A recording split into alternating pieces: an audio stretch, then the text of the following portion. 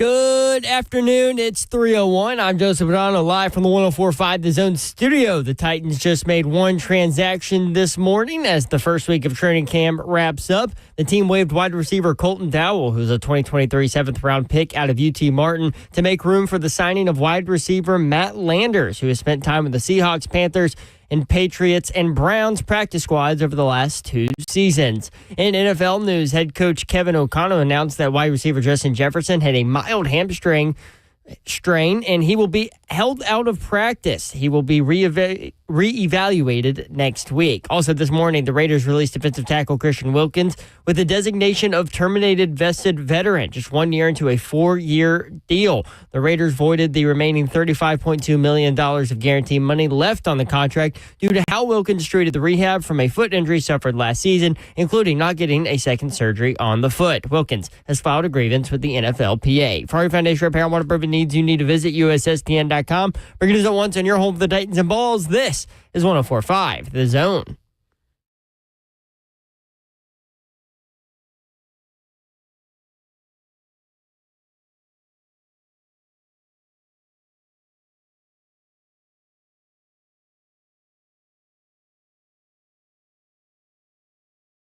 Channel 104.5 The Zone. Brent Doherty with you on a beautifully hot day in the Music City. Hope you guys are taking care of you. All y'all that work outside, man. Thinking about you.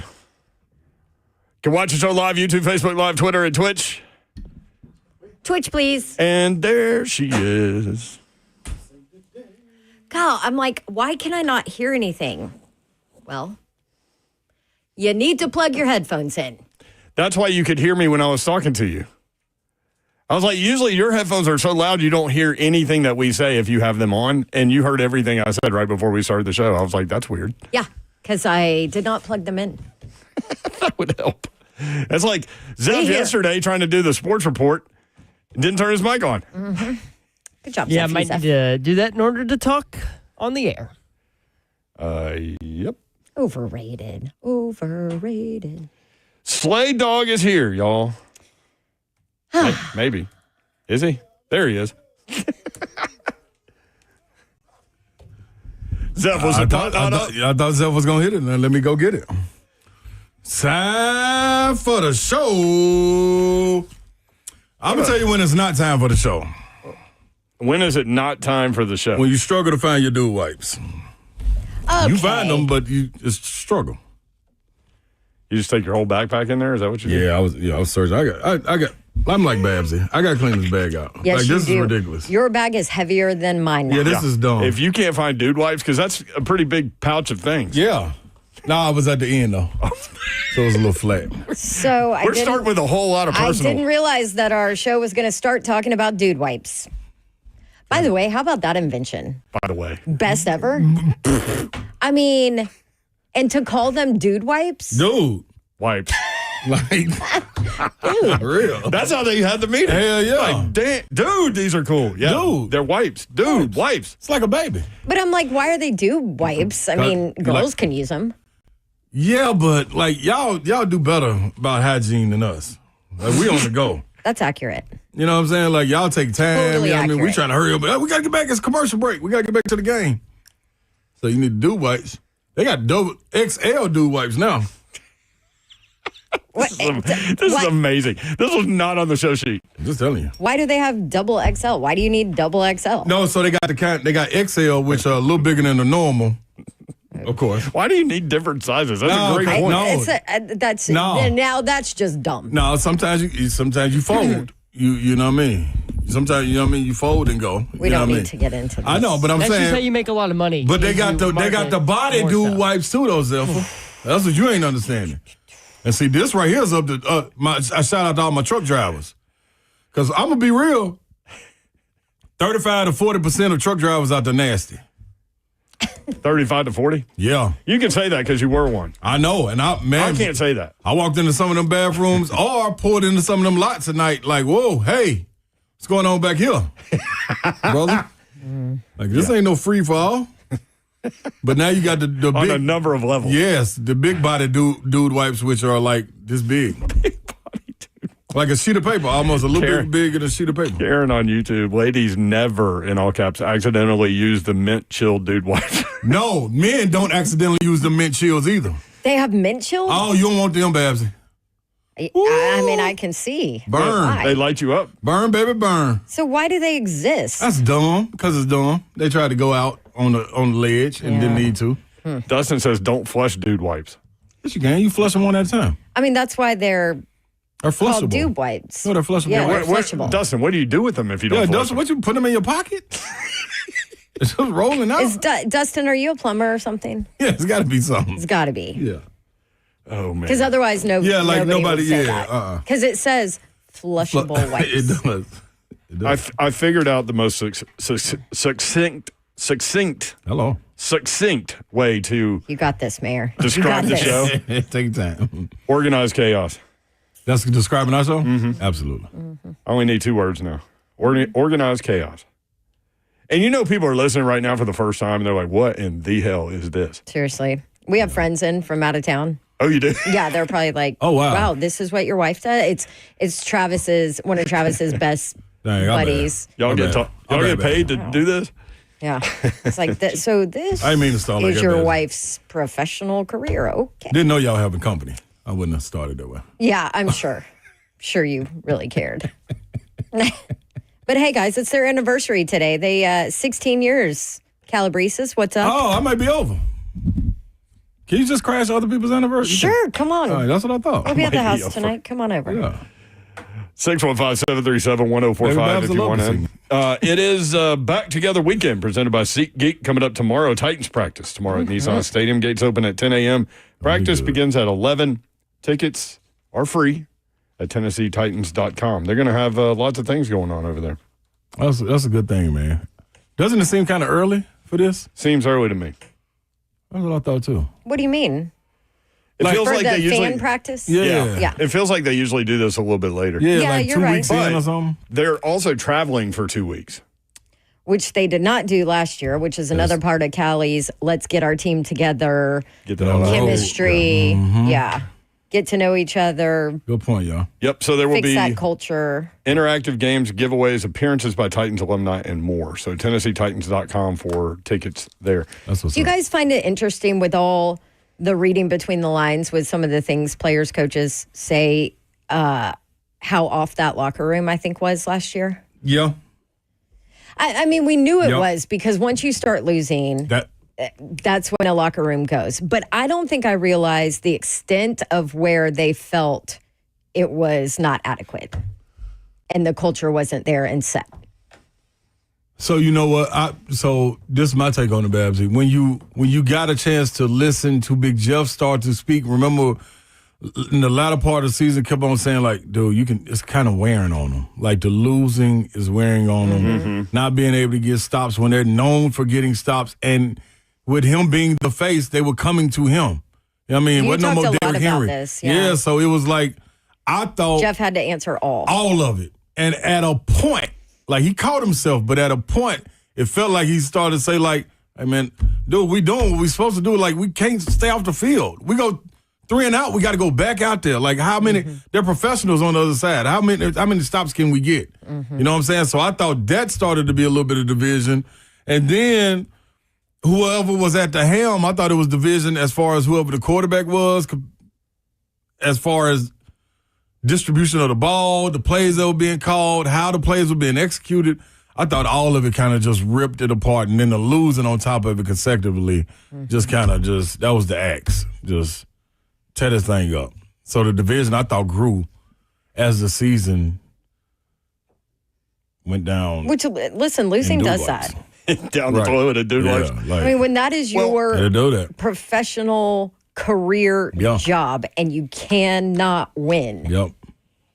it absolutely tears you apart. And it's funny because the players are excited to talk about the changes this year and how close they've gotten in terms of knowing each other as people. Yeah.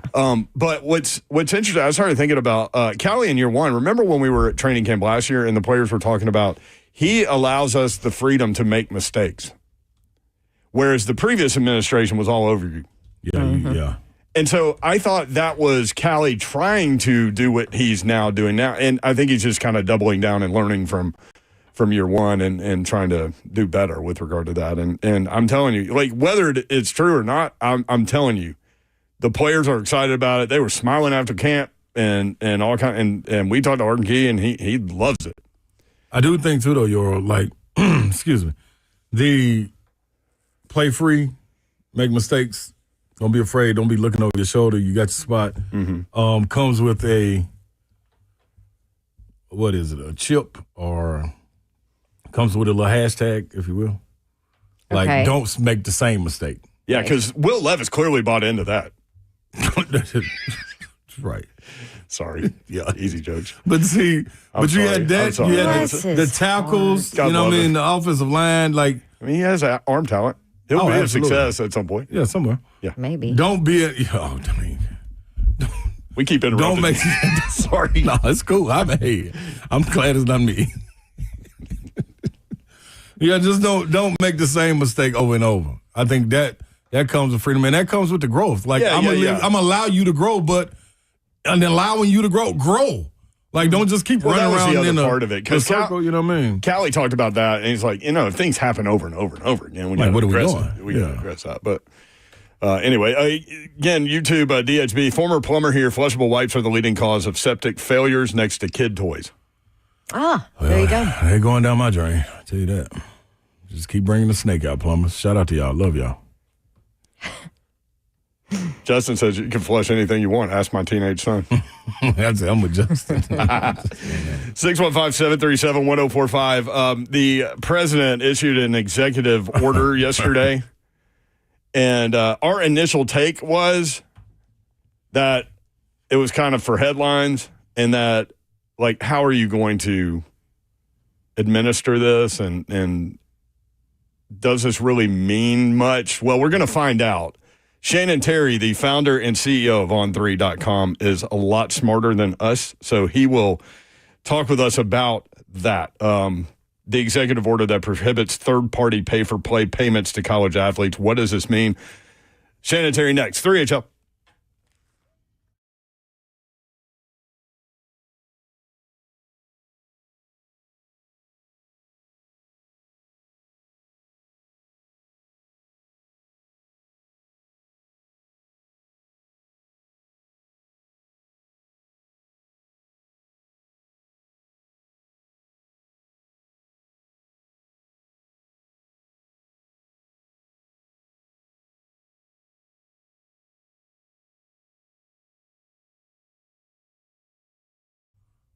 Hey, y'all, I got to be real with you. It's hot.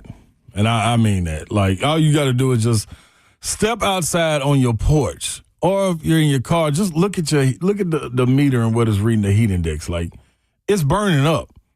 So if you're sitting in the house and you waiting on a crosswind to come, you got your windows open, good luck, and I'm praying for you, because your AC is going to be the only thing saving you.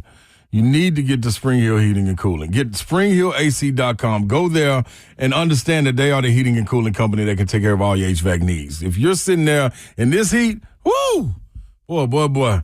See, my thermostat is stuck on 68. The reason being, because Spring Hill AC, they came out and checked it. Yeah, you can get you a 21-point tune-up for only $69. And understand that they do service calls for free.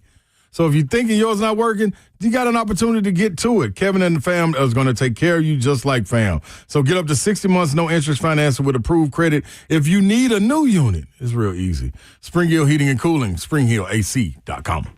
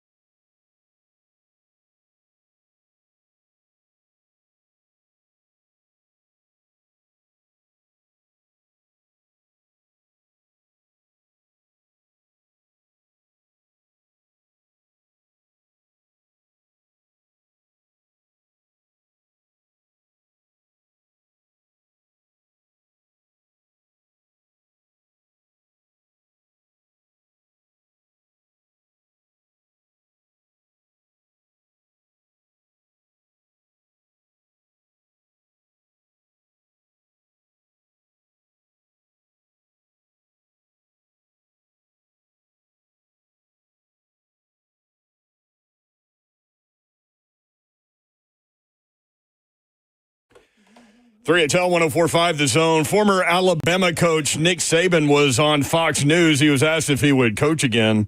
We'll play the audio for you in a little while. He basically said, I enjoy what I'm doing right now. And I love how coaches turn into politicians and use those open-ended words like that right now. Would y'all think about coming back coaching? I just wonder if, we've talked to people close to him that say he's not going to. So, yeah. But I do sometimes wonder if he wouldn't want to scratch that NFL itch again because that did not go as well as he would have liked. Give me in the consulting job. But he was this close to having Drew Brees as his quarterback instead of Dante Culpepper in Miami. Culpepper had a hell of an arm, though. Shannon Terry joins us, founder and CEO of On3.com. Shannon, you think Nick Saban would get back into coaching? Nah, I'm with you. Definitely with you. Yep.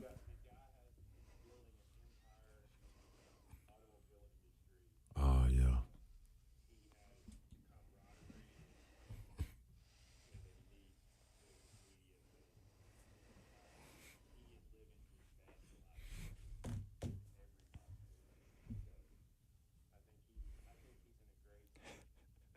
Not even in the NFL?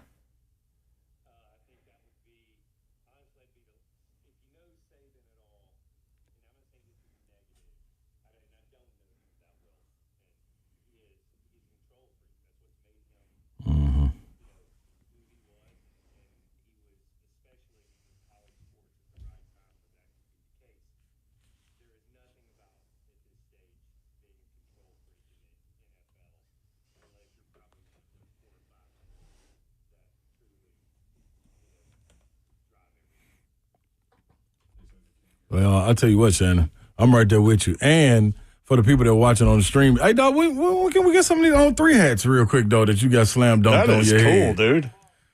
That is cool. Yeah. Okay.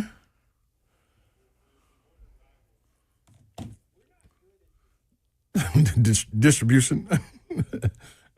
Yeah. Yeah.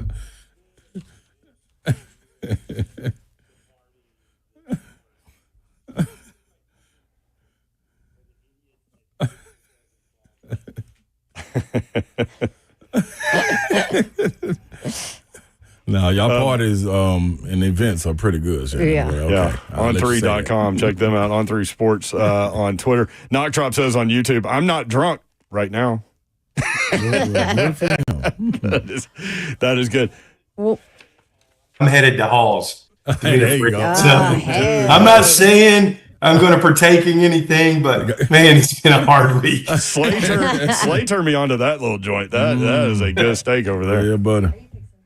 Oh my goodness. Okay, well, what you guys are good at is basically breaking down all this legal, legislative stuff that we have no clue about. So I think our initial take was pretty solid. So let's see. But let's see how close we were. But yeah, Shannon Terry, founder and CEO of On3 Sports. Pete Nakos wrote on On3.com, President Trump signed an executive order yesterday, for those that don't know, or maybe you do and you don't understand it like us, that will prohibit third-party pay-for-play payments and directs the Secretary of Labor and the National Labor Relations Board to clarify that athletes are amateurs and not employees. There's a lot to unpack there, Shannon. What does this mean? It's really a nothing burger. And I got that term from my kids, and I learned the term brain rot. I didn't know. I think a nothing burger is a term around the brain rot world. But it's basically posting no smoking sign in a building that's going up in flames. But you know what the best part of the whole thing, and it does, President Trump, put his stamp, an executive order. Nothing happens though unless a bill passes Congress. Now it is some would call it a first step in getting a bill passed in Congress. I don't know that that's necessarily true. The best part of that entire, and guys, I'm apolitical, okay? I want to be very clear here. I vote, but no one will ever know how I vote, when I vote, where I vote, all the things. The best part of it was that President Trump saved college sports. I mean, that was the title was great. But with all that said, with all that said, it's a nothing burger for now. There's no enforceability provisions. Yes. There's no one to enforce it. There are so many things we could break down, and if it comes from any kind of political, if there is a bill that passes, then maybe at that point in time, you can look back and say, this was a catalyst to that, and it very well could be. I don't think, honestly, that's going to ultimately be any form of any form of a solution. I have my thoughts on how it's solved and where it's going and all the things. Coach Saban, I don't know. I was reading his quotes. We were talking about Saban a minute ago. Mm-hmm. I think it was over the last 24 hours where he was actually talking about the executive order. And I think he had some really defined comments that really set the stage. I don't know if you guys saw it. I have not seen that. Mm-hmm. Yeah. So what he did is he is for congressional action. Okay. He is very, he's obviously, no one's done more for elite athletes, I don't think, in the world of college sports ever. So let's put that on the table, and no one deserves the right to speak and influence college sports more than Nick Saban. Okay. Agreed. But he broke it down into two parties. This is the best that I have heard. He said there is the educational model. Now, the NCAA used the term student athlete for generations. And there's the university sponsored professional teams model. Now, if you go back and you read his quotes, he talks about both. And he makes the statement at the end, we believe most people want the educational model, which is about fostering education, supporting men's and women's sports, and treating, to some degree, the revenue sports and the non-revenue sports equally. He has a stance. He has made a stance. He's aligned, with that. I fundamentally disagree with that stance. Okay. For various reasons. I am certainly not more qualified, than him to make it. But I disagree with that stance. Shannon Terry with us from on3.com. I don't know. So in essence, though, the executive order, is it protecting someone? It seems like it's trying to protect a little bit women's low revenue sports by not allowing the athletes to be considered employees, right? That's actually a really good explanation of what it is. The executive order really sets the table to protect a system that is in place. Now, here's the problem, okay, and why I disagree with it. This system, and I had to look this word up. I'm from Woodville, Alabama. I didn't even really know what it meant. This system is systemically broken, okay? And the word systemic means it is, irreparable to the core, to the structure, to the organization. Now, why do I say the system is systemically broken and can't be fixed? It's because where Saban says it's not a business, or kind of made that point, the numbers say something different. Let me give you some rounded numbers. NFL generates roughly $20 billion in revenue in the last 2 years. NFL, $20 billion. Crazy. Okay. College football is around $12 billion. Wow. Okay. Number two, NBA and Major League Baseball are just below college football. Now, let's take another look at it and go a little deeper. It's generated $12 billion, or $11.8 billion, at a time where the rights are scrambled all over the place and none of the conferences even work together.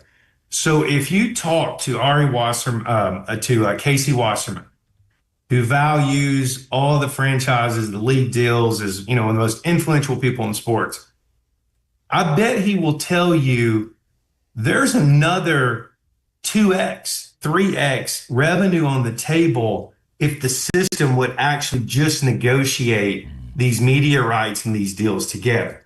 So there's money there. That's point one. There is money there, and the numbers are so large.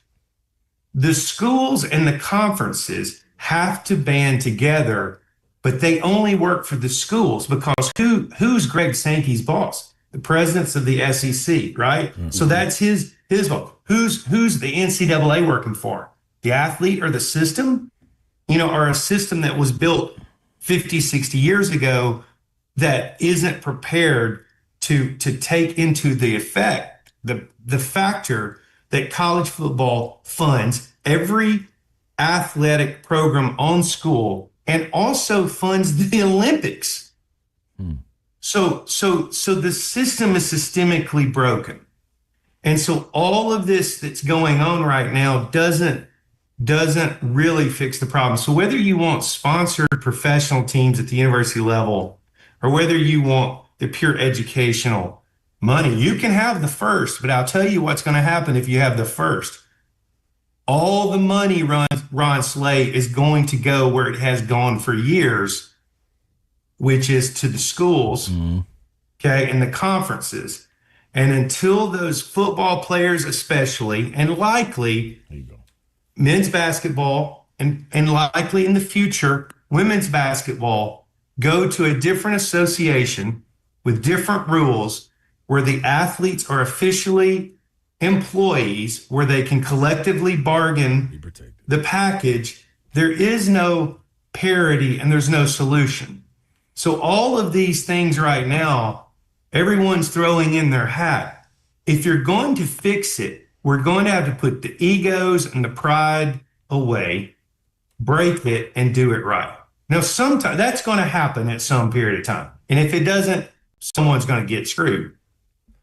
So basically, the executive order doesn't mean anything because you can't enforce it, right? It doesn't mean anything because it doesn't mean anything. But you can't enforce it. That's what I was trying to say yesterday. Yeah, it was a headline grab. That was what is it? There are a litany of reasons why it doesn't. Now, where it could mean something, maybe President Trump is the most powerful person maybe that's ever been, with the way that he's governing now. So maybe he can get a congressional bill passed. If that bill gets passed, though, it's not going to be for the long-term good of the sport, in my opinion. There's nowhere Congress can't fix or create something. They're not entrepreneurs. They're not it ain't gonna happen. So Shannon, this is I love what you hit on. With this, do you ever see it? So Saban would do a great job as far as bringing everything together, the ideas, and making people come to the table. Would the players have a voice that's going to be even, where it's not outweighed by old guy on the porch? This is the way it's supposed to be. You know what I'm saying? Like, can you see that in the future? And who could that likely be? Could it be an active player like in professional sports? You got maybe an 8-year vet guy or somebody in the NBA, like it was Grant Williams a little while ago, was the assistant associate players president or something like that. Like, could it be a guy that's out there playing to do it? Or do you think you need somebody that's moved on, graduated, and you have a time limit, like 2 years out of school, and then you got to pass it along? I think it's much bigger. It's a systemic problem. Okay. So a systemic problem is not going to be fixed with little carve outs here or there. Right. There's no way to pay those people. There's no way to govern those people. The most powerful person or athlete in the world can't fix something that doesn't work. This is the proverbial square peg in a round hole now, because, and especially we've been in a pay for play model now. We can call it NIL. That has nothing to do with it. I sat across on a Zoom call with Phil Knight, the greatest day of my life, talking NIL. I'm sitting here trying to talk to him. Have you ever been on a Zoom where you're hitting the camera, take a picture, and you're just scared it's making that sound? And so I don't remember much of the call because I'm trying to get this pic. But I remember talking to him that day, and this was when NIL was $1 billion. It wasn't $1 billion. It was literally only about, 50 million. It was all pay for play. We've been in a pay for play window now for a good 2 years. So you can't get the cat out of the bag. The starting safety at XYZ school now is making $700,000. The only fix that has happened, I've said this 100 times, is that the conferences are going to have to pull together, create another association outside of the NCAA for the revenue portion, hire employ the athletes, allow them to collective bargain, revenue share, and all the things. Well, how does that happen? Okay. So you're not getting Big 12, all the conferences on the same page. It ain't going to happen. They're going to duke it out. There is only one solution, I guess, outside of a congressional bill, which is a bad solution, is Petiti and Sankey gonna need to swallow the lemons, figure it out, put the pride aside, and do it together, knowing that they're gonna have to do some things they don't want to do, because that 1 + 1 is gonna equal 7, and they're gonna have all the power. Now the problem is, who do those two people work for? They work for the institution, the presidents of the schools, then inherently, guess what, guys, want the educational model. And those two guys make a lot of money. So it's out of their DNA to go take the risk to go build this association that's needed. And then that association could license, the mark from the school, send it back in a license fee, and fund all these other things, and then get above all the issues around labor laws and Title IX and things that cause them. But that's the only solution outside of a congressional act. Do you think we could be getting closer to that whole super conference thing where the power, the elite of college football leave the NCAA and form their own thing? Do you think we're getting closer with, I just see the smoke in the ACC and they've had their lawsuits. Now North Carolina is talking about if those schools bail, would now be a good time to kind of make that happen?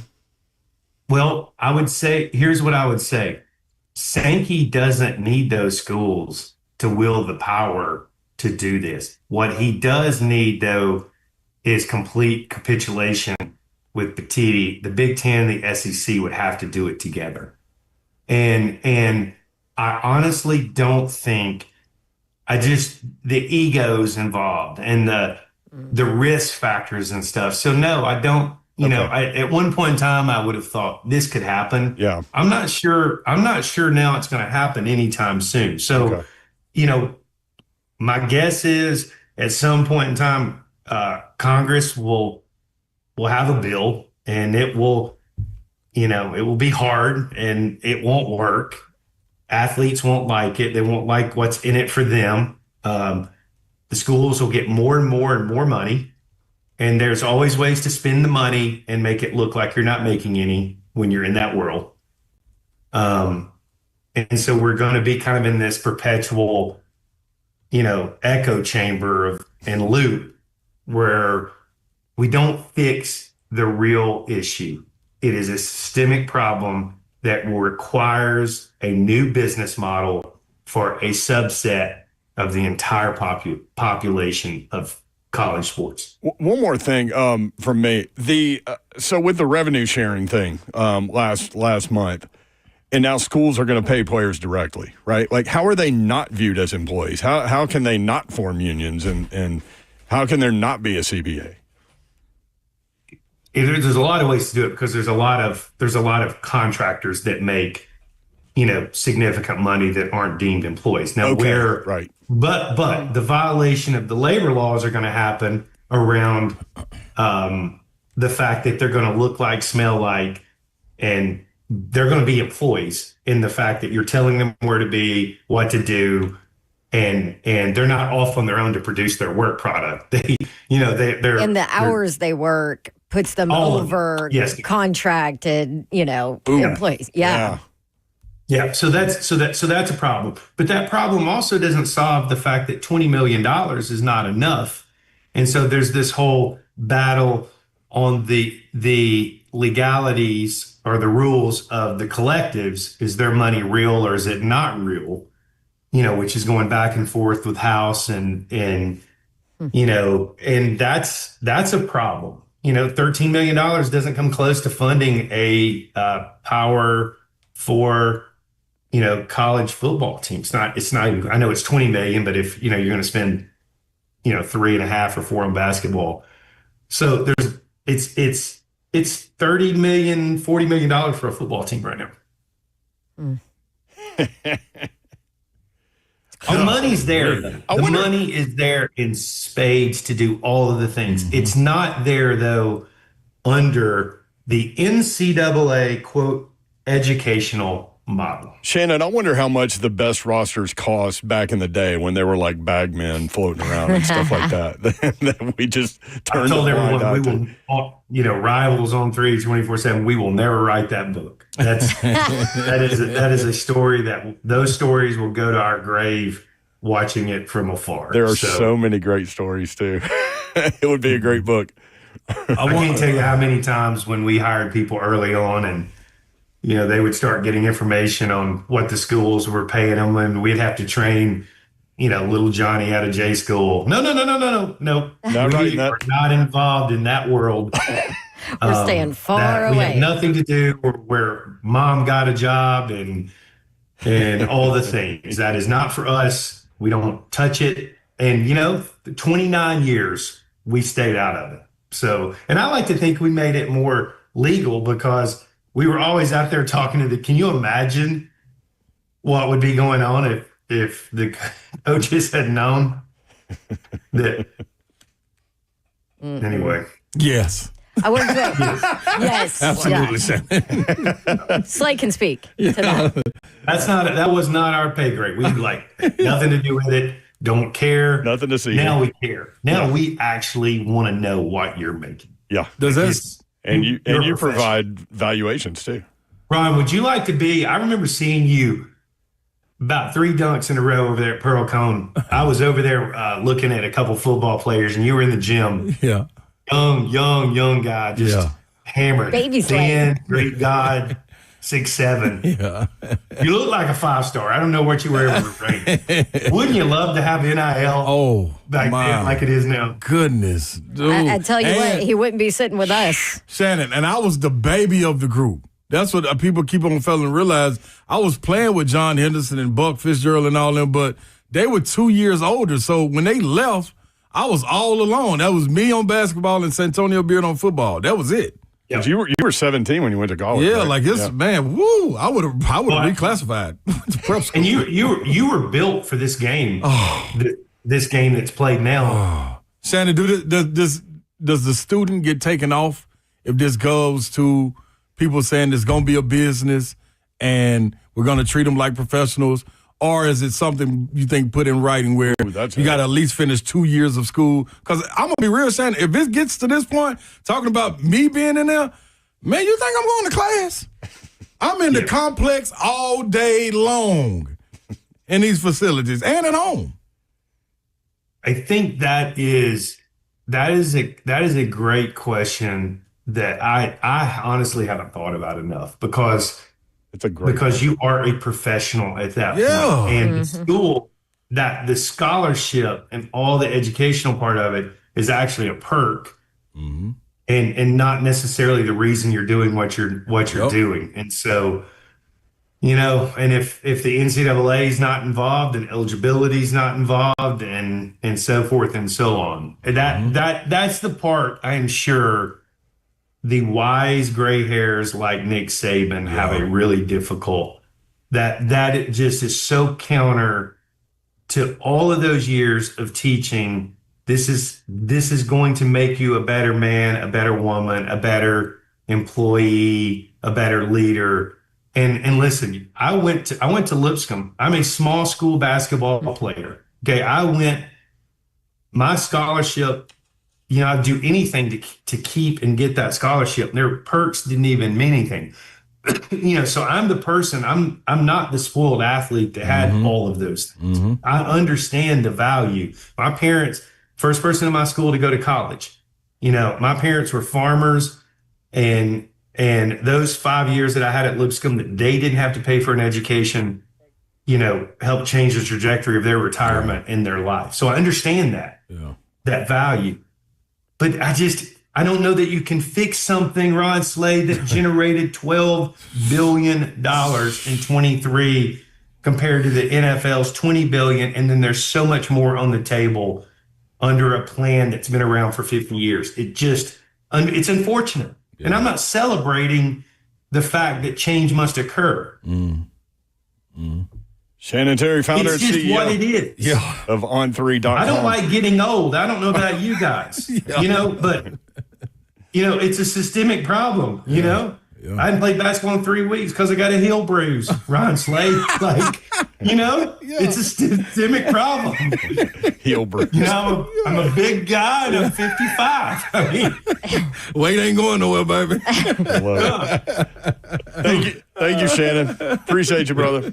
Appreciate you, Shannon. See you guys as always. He flat out broke it down. Shannon Terry. All right, more 3HL next on 104.5 The Zone.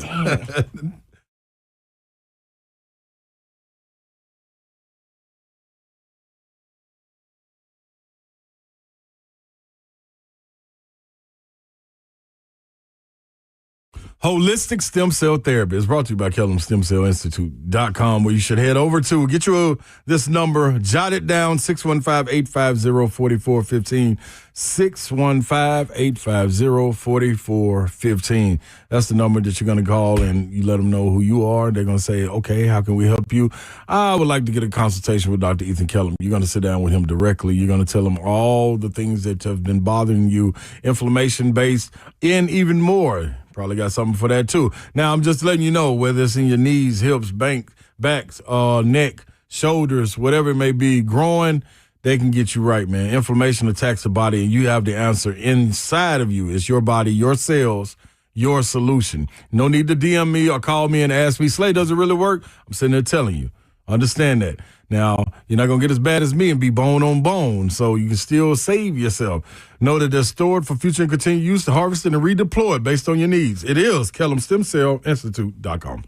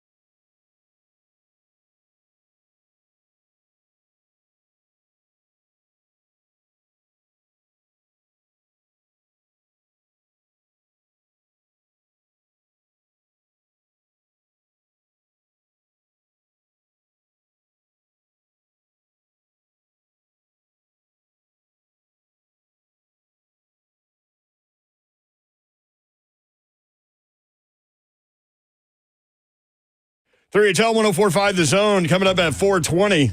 New Tennessee State basketball coach Nolan Smith will join us. Was on that 2009 and 10 Duke team that won the national title. He was the starting shooting guard. They had the Plumlee brothers, John Shire, Kyle Singler.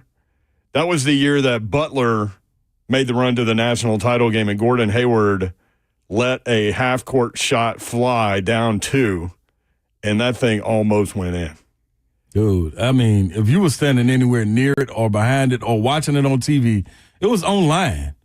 Like that, and then it was almost one of those magical moments like you've seen throughout the NCAA tournament. Yep. Like that was supposed to happen for Gordon Hayward and Lil Butler.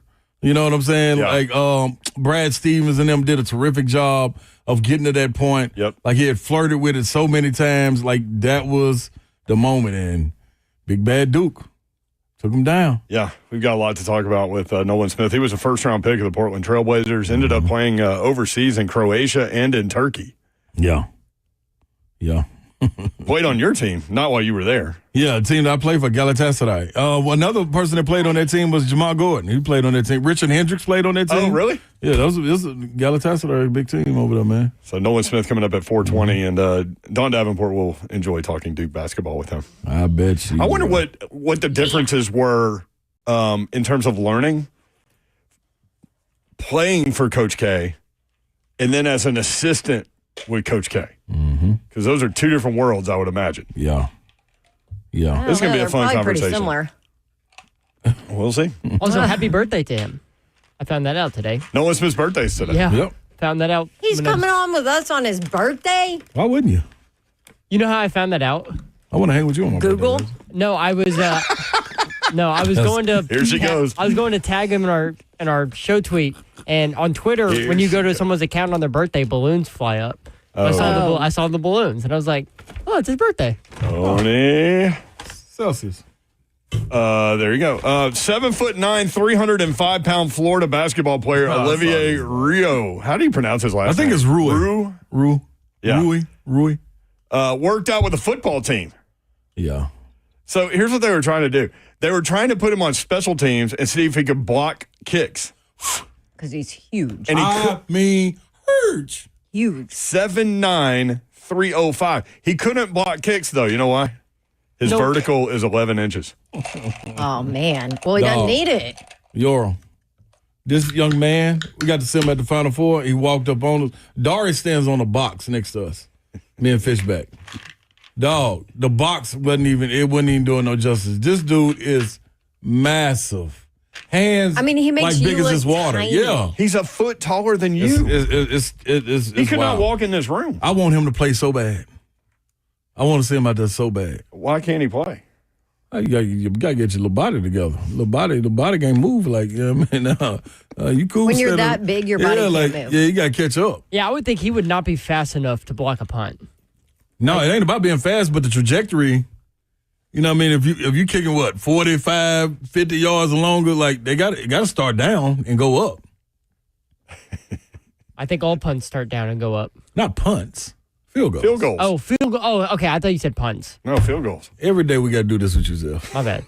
Every single day we do this. Not every day. Yeah, no, it's every day. No, it's every every day. day. Well, no, it's not every day. You heard back. No, Yes, it is. It is. It's Not every every day, Zelf. I'll stand on that. Not every day. Some days, yes, it's bad. Standing on Ross, something. wrap him up back here, Ross. Ross ain't even here. He left. Oh, dang. You're standing on Dari's box? Is that what's happening? I'm standing on like 4 of them because that's the only way I'm going to even get in the shot with that guy. Yeah, Todd Golden is the one that said he couldn't block the kicks because he has an 11-inch vertical. You saw me jump and touch the ceiling yesterday. Do I have an 11-inch vertical? You working on something? Also, I came out of that thinking, like, why did I just do that? I don't know. That's Mike Keith told you, dog. Don't let 2 feet leave the ground at the same time. And then I started thinking about it, like, I literally haven't jumped in years. You don't need. So then I told Slade, like, if you're a risk reward person, like, there was no reward there. 0. And all of the risk. And I'm watching you go through rehabilitation. Come on, man. If that don't show you, like, stop. That should just show you just stop. Collaborate and listen. Like, and then you just heard Shannon Terry. Like, yours done. Speaking of the Justin Fields story yesterday. Oh, my gosh. Jets quarterback Justin Fields was back in uniform and at practice today after being carted to the locker room yesterday. He's back, Babsy. It ended up that he had a dislocated toe. Now listen. Not the big toe.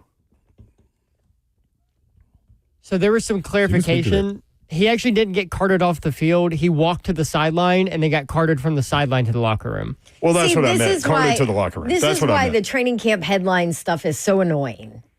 All I saw was Justin Fields carted off the field, lower body injury.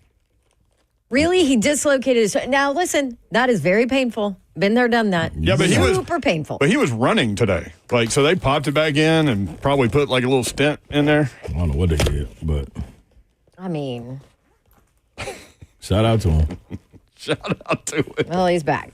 There's an NFL quarterback that's struggling if you want to... Who? If you want to... I'll tell you when we come back. 3HL 104.5. Stick around.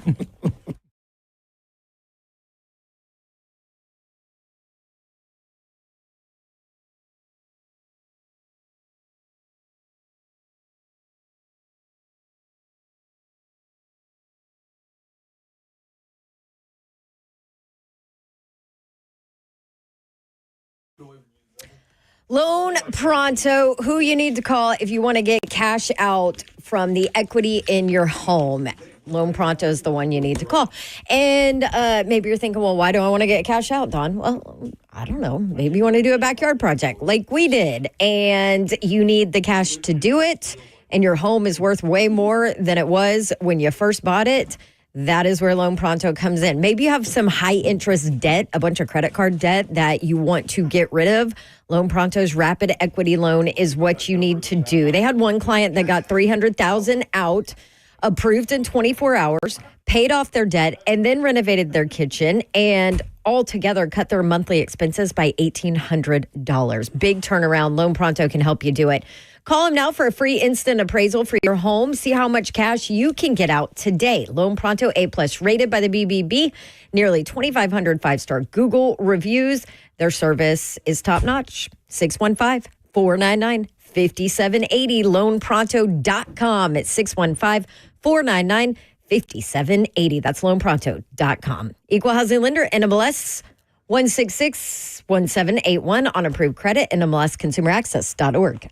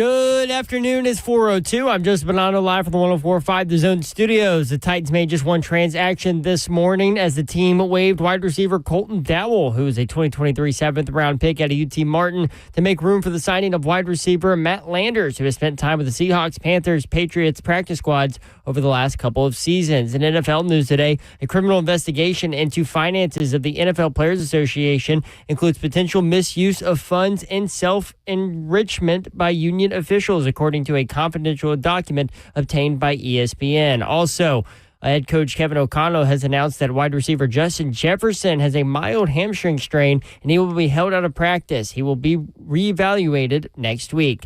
And in other news, veteran free agent wide receiver DJ Chark, who spent last year with the Chargers, is signing with the Falcons on a one-year deal after Darnell Mooney left practice early yesterday. For your foundation repair, waterproofing needs, you need to visit USSTN.com. Breaking news at once on your home for the Titans and Balls. This is 104.5 The Zone.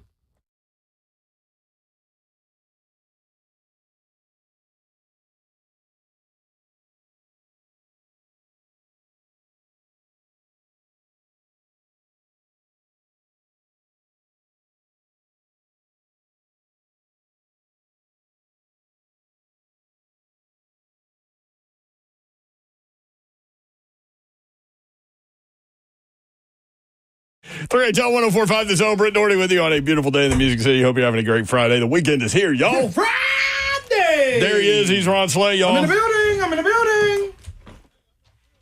I got this problem sick.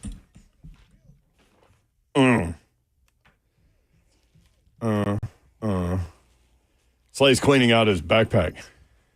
What'd you find in there? Did you find any money in there? Nope, but I found Mucinex. I found Prilosec. A A&M headband.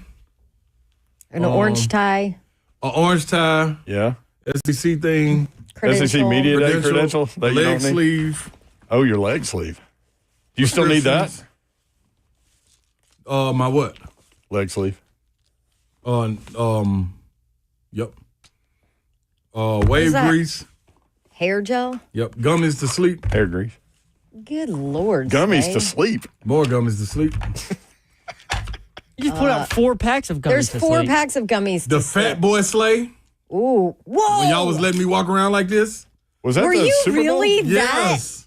This is Ewan Mayer was letting me walk around. After a year and a half of working here, this is how they let me walk around, y'all. I think you'd look great there. What? I don't ever remember you being this big. Another dingy headband.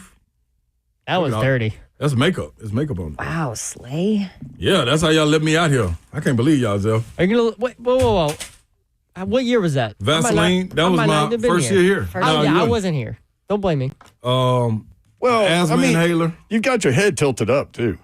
No, that ain't got nothing to do with you tilt your head up. I'm trying. I hate to tell you I'm that. trying, It's Slay. nothing to do with it. At all. Airborne. I mean, have y'all seen the picture they have of me currently at the radio Ball. station? I'm way bigger than you. And it ain't Are even you? close. Hell yeah. Tums. A Gucci watch.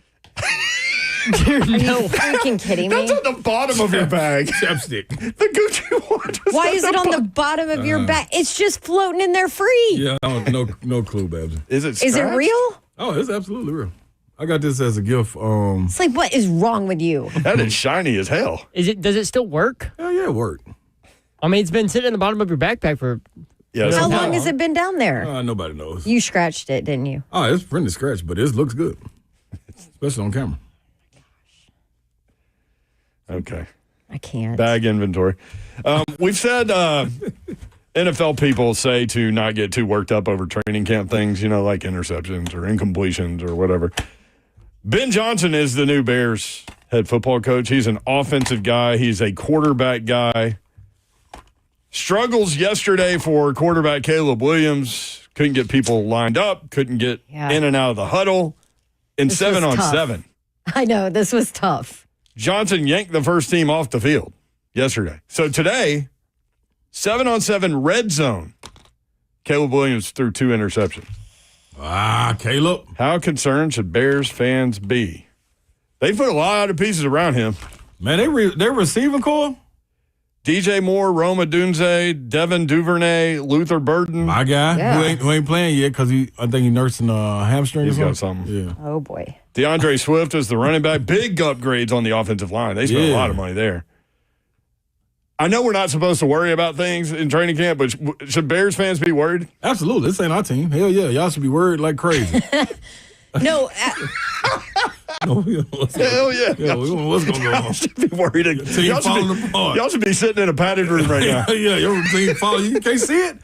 Team falling apart right before your eyes. Yeah, straight jacket, these guys. Interceptions left and right. I think absolutely they should be worried. In all seriousness? In all seriousness, they should be worried. I think so too. That's why I wrote it down. When you're to the point where you can't even get lined up, there's miscommunication in a simple 7-on-7 drill. Yeah. And the coach loses it to the point where he says, get out of here, all of y'all, off the field, get out of here. And that's your starting quarterback. That's tough. I think you have to be worried. That's tough, Babs. New offense, all those things, but still. It doesn't matter, though. Yeah. We're talking about like the simplest, from the reports out there, it's the simplest of just get in and out of a play. You remember, who was that? That's was that 3 years ago with Vrabel when they said they were focusing on the speed of the offense? Mm-hmm. Yeah. So I guess that message not being passed down. Oh, well. Yeah, I think that's bad. I'm with you on that. Because it's not the execution of this thing. It's like, who's lollygagging around? Who's like, why can't you get the message passed?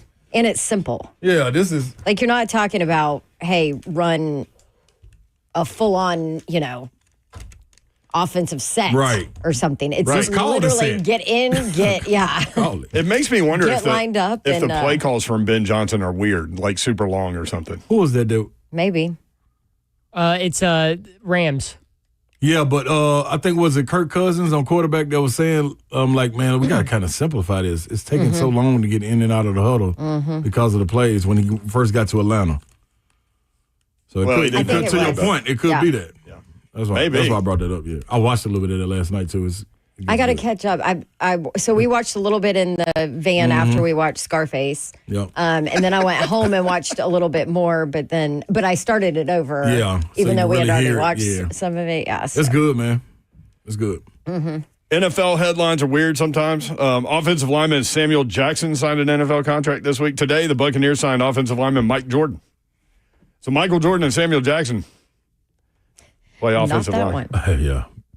They probably won. Mayor loved that Samuel Jackson signing, by the way. I did. He did.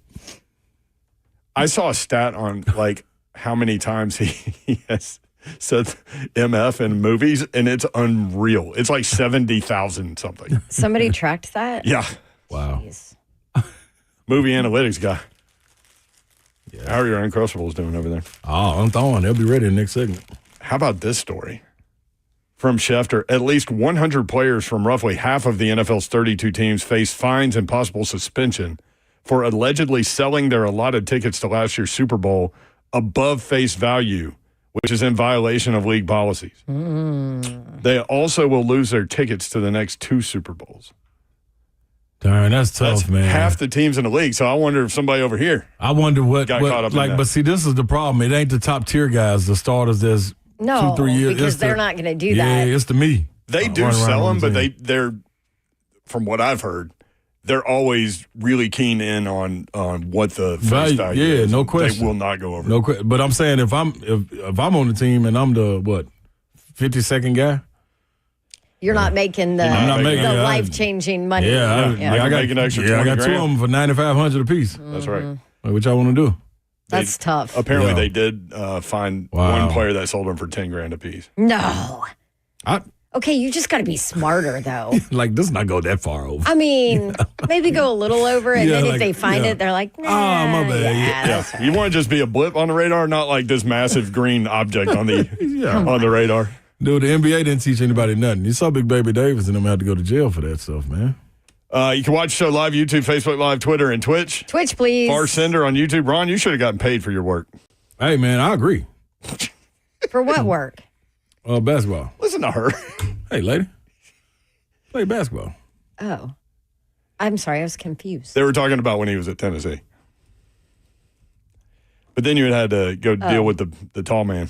I mean, he might have gotten paid for his work. Dickey. Coach Dickey. Listen to that little chuckle over there. Listen to that little chuckle over there. What you got, Zeph? Titans host a wide receiver. Yes, they did. Well, obviously the news this morning, they waived Colton Dowell and brought in Matt Landers. So from Mike Garofalo. Yeah, Janine Garofalo. Mike Garofalo. Caught myself halfway through. Truth About Couch and Dogs. That's a good movie. Yeah. The Titans hosted wide receiver Traquan Smith today on a visit. Last played for Denver last year. Only got into one game. Didn't have any stats. But played for New Orleans from 2018 to 2022, where he had 1,700 yards and 18 touchdowns during that tenure. Sounds good, Zeph Dog. Yep. Churn it. What does Coach Mack always say? Chum the roster. Chumming the bottom of the roster. He is 29 years old. Yeah, we'll talk more about Colton Dowell and Matt Landers. Matt Landers sounds like a Simpsons character. But yeah, it does. That was Flanders. But it's close. Zach says he sounds like a guy who played wide receiver at Arkansas. He did play wide receiver at Arkansas. Yeah, he says his name sounds like that. Okay. Might be my guy. Zach sounds like an Alabama fan that does sports talk radio in Nashville. Oh, it is. I mean, all right, Nolan Smith, new Tennessee State basketball coach, coming up next. You're going to want to hear from this guy, man. Lots of stories. Next, 3HL.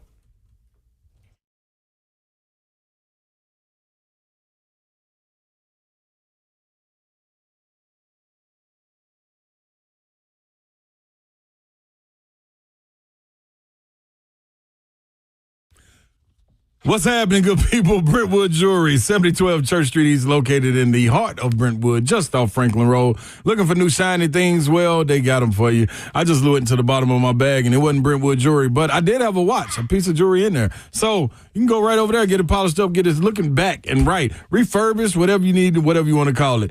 Get it handed down like an heirloom that you want to, and I promise you, Brandon and the family will take care of you. They've been doing exceptional style, exceptional deals every day for over 50 years, so why would they stop now? They wouldn't. Engagements, they got you covered. First, ask your partner how involved they want to be. Next, discuss the expectations. 3, if she wants to be involved, stop by Brentwood Jewelry to browse for rings together and get valuable feedback.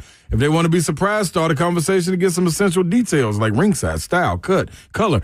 They'll take care of all of that. Make you come out shining like a diamond. How about that? All you got to do is go to 7012 Church Street East, or go to your handheld device and type in BrentwoodJewelry.com.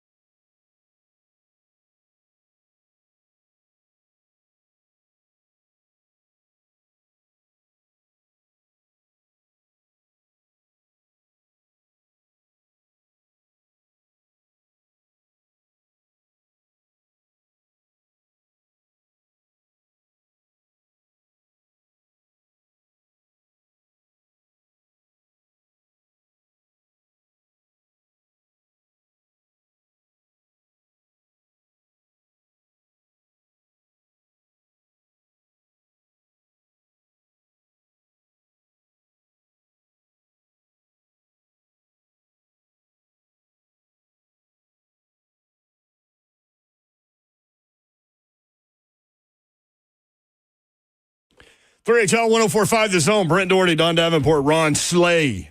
Yes. I can't believe you found a Gucci watch at the bottom of your backpack. Sometimes, man. Sometimes. Hey, can't hide money. No, Mayor you gotta be can't hide money. You can't hide preparation. Preparation? Yeah, I'm prepared for any moment. That's right. There you go. So is this guy. New Tennessee State basketball coach Nolan Smith joins us. Coach, what's up? How are you? I'm great. I wish I could find a Gucci wallet in the bottom of my bag too. Nolan, I'm sure you just got looking. Nice. Sure, you just got look in the right bag, Nolan. Man,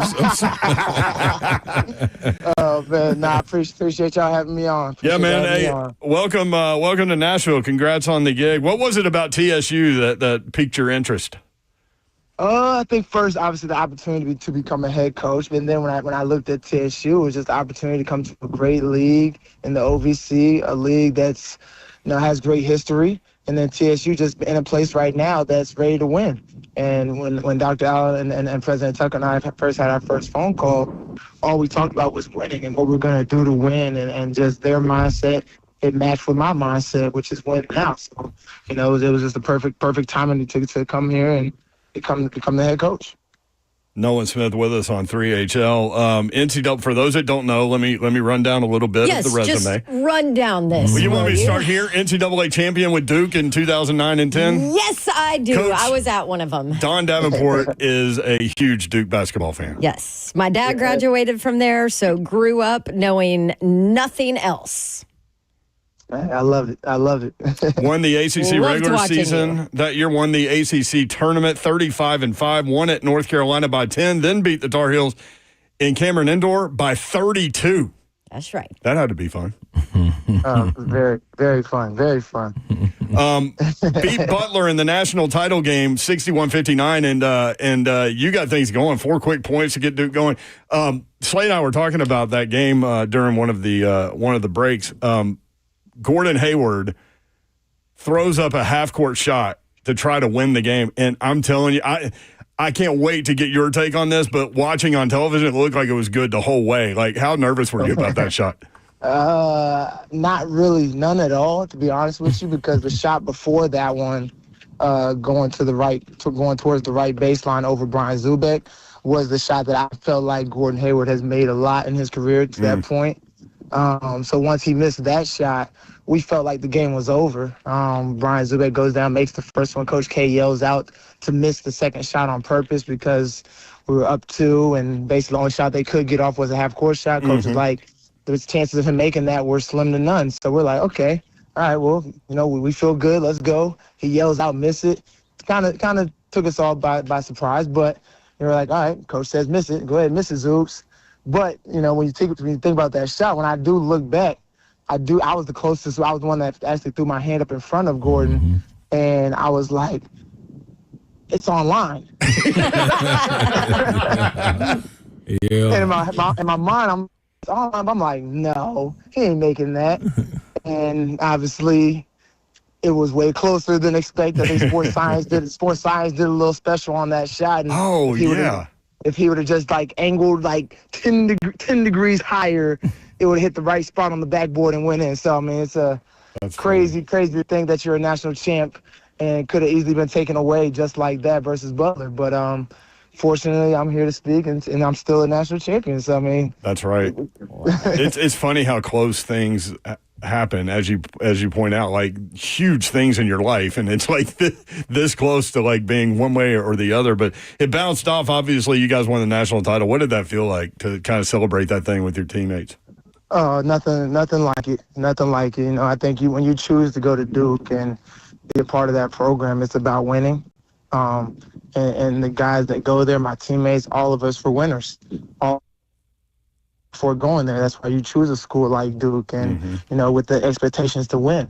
My whole life, I pretty much chose every high school because I wanted to win. Oak Hill Academy for 2 years, St. John's and the WCAC back home in D.C. So everything my whole basketball career has been circled around the fact that I'm obsessed with winning. So just going there and being around winners and talking about winning at all times, it just becomes a way of life and the way you move. 2 Elite Eights and a Final Four as an assistant at Duke. I'm curious, did you learn different things as a a player under Coach K and as an assistant coach under Coach K?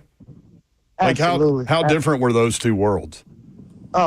Two extremely different worlds. You know, on one side, you're on the opposite end of his motivational tactics, and why he's yelling at you or screaming at you, or one day he's nice to you, next day he's challenging you. So you're on that side of it. And then on the other side, for 6 years, I got to see the mastermind behind the practice plan and why he was the way that he was every single day, not knowing as a player that everything was planned. He had a planned attack for everything, a motivational tactic, a video that he might show the team. I said these practice going to be extremely hard because we just won a big game, and human nature says you're going to relax after winning a big game. So now this is going to be the hardest practice ever instead of coming off the reins a little bit, right? Coach K was a genius when it came to how to practice and why we were practicing. Everything had a purpose, and I had no clue that that's how deep it was as a player. So I got to see that side of it as a coach. Coach, let me do this. Let me put you on hold and get Zeph to call you back. Your line's kind of breaking up there. So we'll get back with Nolan Smith. That is interesting, though, to play for the guy and then to coach next to him, two different worlds. Yeah, you get to see the planning. I think that's what is it? The devil was in the details or something like that. Like that right there is that's different right there. So I can only imagine. But I'm sure both equally intense. Oh, no question about it. Different way. But you're in on the other one. Yeah, I think that was one of the good things about Buzz Peterson when he came and I was a senior. He knew that the way I would react if you challenged me, then my reaction would be, all right, I'm gonna get a little combative. What you challenging me to do? Like, so he started letting me know the details. Like, hey man, I'm gonna go out there and push you in front of everybody today. So be ready. I'm like, okay. Yeah, I thought that was interesting. Coach Nolan Smith with the Tennessee State basketball Tigers with us, and I thought that was an interesting point that you made, Coach. Was everything Coach K did was for a reason. Everything calculated. Yeah. Yes, very, very, very calculated. So, I've read a million times Leading with the Heart, Coach K's book. So you see kind of the motivational side of him through that book. But what is the biggest thing that you take from him as a coach, maybe that you loved, didn't love, and then learning from him to become a coach as well that you will bring to TSU? I think the biggest thing that I learned that I loved was attention to detail. His attention to detail, attention to all the little things that he controlled was spectacular. From the player side to the coach's side, I saw both sides of how particular what he was and why it mattered. That's the biggest thing. And then, another thing is leave every place better than the way you found it. He taught us that as a player. He taught us that as a coach. And everywhere you go, you have to go in with a chip on your shoulder to leave the place better. That's how we all think. That's how we all have moved pretty much our whole lives. Nolan Smith, TSU basketball coach, with us on 3HL. Nolan, man, you go from playing from a legendary coach like Steve Smith at Oak Hill. Shout out to the Warriors for life. We share them national championships. Just throwing that out there too. Salute to you, my brother. Yeah, yes, sir. Yes, sir. So you go from Steve Smith to a Coach K. What Duke is as a tradition to Louisville to what it is tradition-wise. Like, you're talking about the blue bloods of the blue bloods, and even with Louisville not per se being a blue blood, it's right there in the conversation to Memphis. The same thing. And now when you start to look into the OVC and HBCU like Tennessee State, which would be considered as a blue blood in that category. What have you learned and taken from each one and each step along this journey?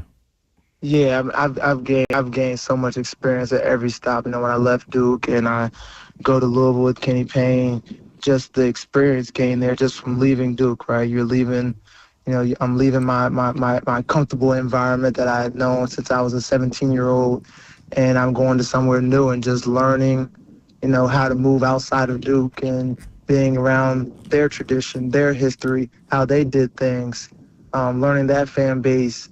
And obviously we had our downs. I'll say ups and downs. We had our downs, but I think it taught me how to lose. It taught me how to be a certain way no matter what. So I've been at the high, now I'm here at the low, and I learned more from being at the lows, right?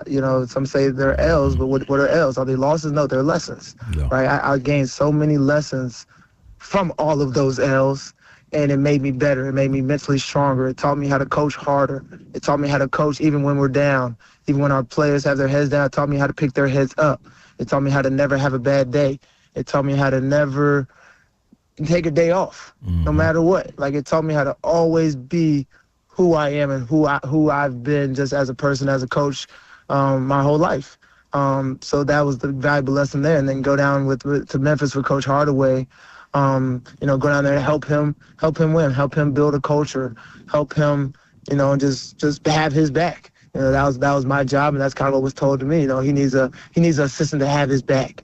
He needs an assistant to just be there for him and help him just be a great assistant coach. And that's what Coach K taught us, to be a great assistant coach. Before you step into the head coach's seat, be a great assistant coach first. And that's what I went down there to help Coach Hardaway do, and we were able to do some special things last year in the AAC. And so now, again, so many valuable lessons at every stop that prepared me for where I am now. When did you know you wanted to be a coach? The minute I picked up a basketball. Really? Because I say that, but obviously when my dad passed away when I was 8 years old, he was a basketball player, obviously in the NBA, and then became a coach. So when he passed away, I always wanted to follow in his footsteps. So I always told myself, when I'm done playing, I'm going to coach. I'm going to give back to the game. So it was always in the rearview mirror that this is going to happen. Didn't know how soon it was going to happen. Didn't know I was going to tear my knee up as early as I did and whatever. But it was always part of my plan that I was going to be a mentor and a coach and somebody that would just give back to this game that's been so good to me. Love it. Nolan Smith, TSU basketball coach on 3HL. Slay Dog. Nolan, we have something here called the Boom Boom Room. And there's been quite a few people roll into the Boom Boom Room. A lot have been able to get out of the Boom Boom Room. Some have been trapped into the cellar with the lost souls, and they just kind of wander around down there. But if you're willing to go in the Boom Boom Room, the door's locked behind us. I ask you a series of questions. You answer them truthfully to the best of your ability. If you do so, I unlock the door. Do you agree to these terms? Hey, first of all, Life is one of my favorite movies. So ready. There we go. Absolutely. You're starting on a good note. I love it. Lock the door, Zelf.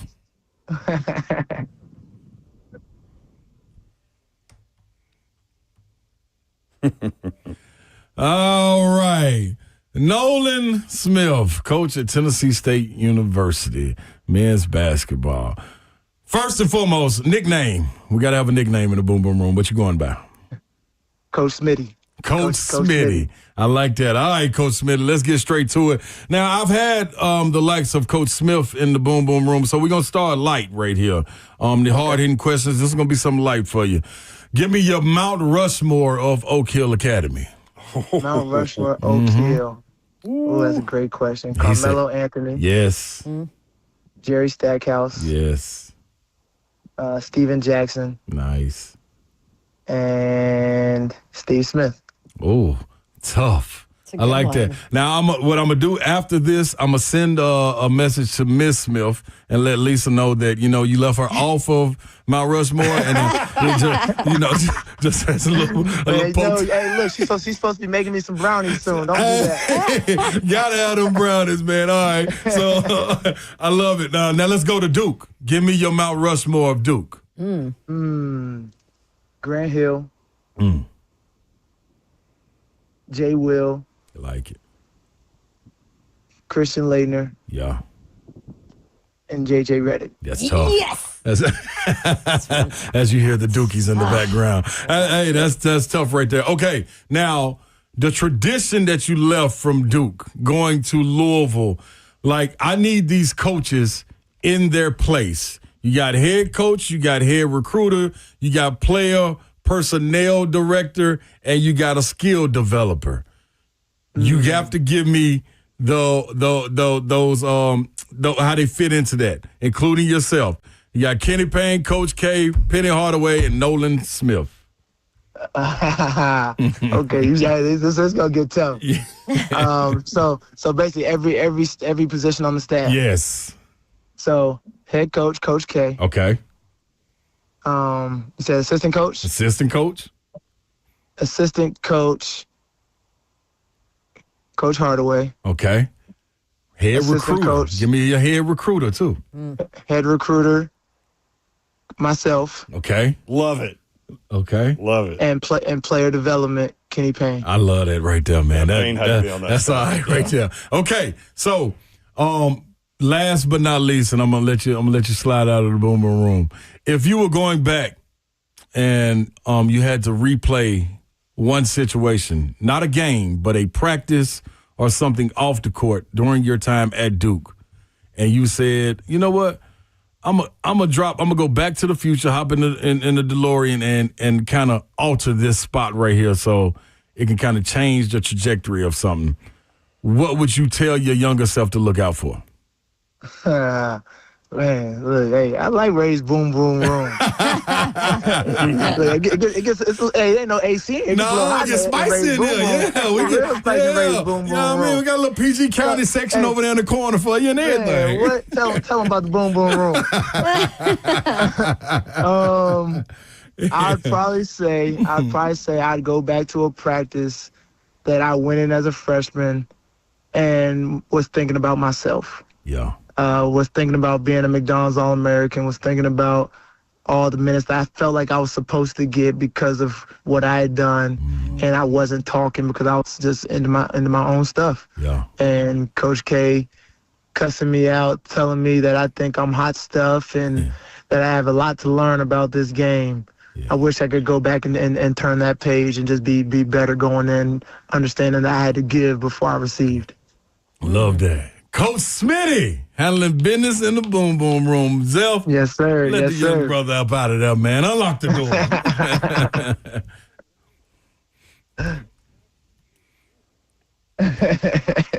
New TSU basketball coach Nolan Smith with us. You played in Croatia and Turkey. Do you have a memory that sticks out in each of those places? Yes, I do. Definitely Croatia. Going over there after, felt like I was getting ready to sign with the Celtics, but I tore my calf right before that happened. So you go over there and, I'm kind of licking my wounds when I first get there. Like, man, I'm supposed to still be in the NBA, and I got hurt. I shouldn't be over here, right? You're saying all this stuff in your head, but then I go over there, and just because of my love for the game, as soon as I got to practice and got around my teammates, the mentality of win just clicked right back in, and to go over there and win the Croatian League championship, to go to the Adriatic championship game, which ultimately I hit a buzzer beater, which is my favorite moment for sure on the court. Buzzer beater, we beat Partizan in Belgrade, which was their home city. So, if you know anything about that, it was chaos getting out of that arena. I was going to say, how'd y'all leave the court? It was chaos. Look, they were over there with armed gear and the shield set up just to get us on our bus. Mm-hmm. I love these stories. But it took Cedevita to EuroLeague, and they're still EuroLeague because of that shot. Wow. So, I get messages all the time like, you killed Partizan, you're a Croatian legend, just all these types of messages still that are just, it was big time memories. And then in Galatasaray, again, great city. I wasn't over there as long. There were some financial issues with the basketball club that ended up bringing me home. But, just the experiences of being in like a big city like that, Istanbul, Turkey, just to travel around and, just be a part of the environment for a little bit. It was crazy. I went to a football game, soccer game that was amazing. Just the fan support and love over there is, I wouldn't say it's like awesome. It's just psychotic. Yeah, it's different. I think psychotic. Absolutely. Hey, man, I'm glad you hit on that, man. I played for Galatasaray coming out, and I always tell the stories in the summer, man. Like, it's difficult to explain that matchup versus Fenerbahce. Yes. And how nuts and crazy it is, man, and the flares being lit. Like, you talk about the riot gear being on. Man. I'm talking about from when you enter the gym. You just talked about it yesterday. I did. Yeah, we talked about flares being thrown onto the court. Yep. It's serious, man. No, it's crazy. That's crazy. Nolan Smith with us. Do you remember the first game you played in Cameron Indoor? Do you remember the first, 3 you hit? I don't. I remember we played North Carolina Central. Mm-hmm. That was my first game. I remember it was we blew them out. Everybody played. Everybody scored. And I just remember the energy. I just remember the energy in that building. Obviously being extremely nervous running out there, but then, just going out there on that court and playing basketball, getting a bucket or two, and, now you're officially a Duke basketball player. And then all of a sudden you go in the locker room, you think you're, again, Coach K's words, you think you're hot stuff. And he's cussing your butt out because you missed 5 defensive assignments. You didn't have enough energy or talk on defense, and now you're quickly humbled and got to go back to the drawing board. That's that easy. Man. What did Coach K say to you, send to you whenever he found out that you were taking this head coaching job at TSU? Oh, man, we had so many conversations leading into it. As soon as it came about, I called him. I said, hey, there's a chance, I might get this head coaching job at Tennessee State. He goes, I love it. He goes, I love it. You're going to be great there. He's like, they're in the OVC. They're this, they're that. He started spitting off all these facts, and I'm sitting there, I'm like, man, Coach already knows about it. Like, he already knows. He's already done his homework. And he's like, you're going to kill it. Go, let's go. He's like, what do you need from me? I was like, at that point, I was like, Coach, it's pretty far down the line now. Sounds like I'm their guy. He's like, well, let me call the AD. Let me call the president. Let me do it. Let me let me know what I need to do. Let me know what I need to do. And it's going to be special. So just hearing his excitement for me getting in this position and being blessed with this job, he was just so excited, and just obviously all hands on deck trying to make sure this thing becomes a special program, which is what we're going to build. He did call Dr. Allen, which is so cool that he did that for you. That's awesome. Says a lot about you, too. Really appreciate you hopping on with us and getting to know you better, and we can't wait to follow what you got going over there at TSU, man. I appreciate y'all. Thank y'all so much, and I had fun in the boom room. That was fun. Hey, man, you're welcome back anytime. And from I was a TSU baby growing up over there, so, man, engulf yourself in the community. Dr. Allen's been doing a terrific job over there, man. Yeah. Coach Penny did a great job of laying the foundation. I'm sure you're going to step in and carry the torch like it's supposed to be. It's supposed to be carried, man, and any help we can give, man. One phone call away, man. One warrior to another. Absolutely. I appreciate you. I appreciate y'all again for having me on. Congrats, Coach. Nolan Smith, TSU basketball. And happy birthday. Oh, yeah. Oh, happy birthday. Yeah. We lost him. Call him back and tell him happy birthday from us, please. I told him happy birthday before he went on. Okay. Yeah, but we didn't. Good job, Joe. Get him back on, Zeph. I'm just kidding. It is his birthday today. Happy birthday, Coach. All right, when we come back, the Titans have signed a wide receiver and waived a wide receiver. We'll talk about next 3HL.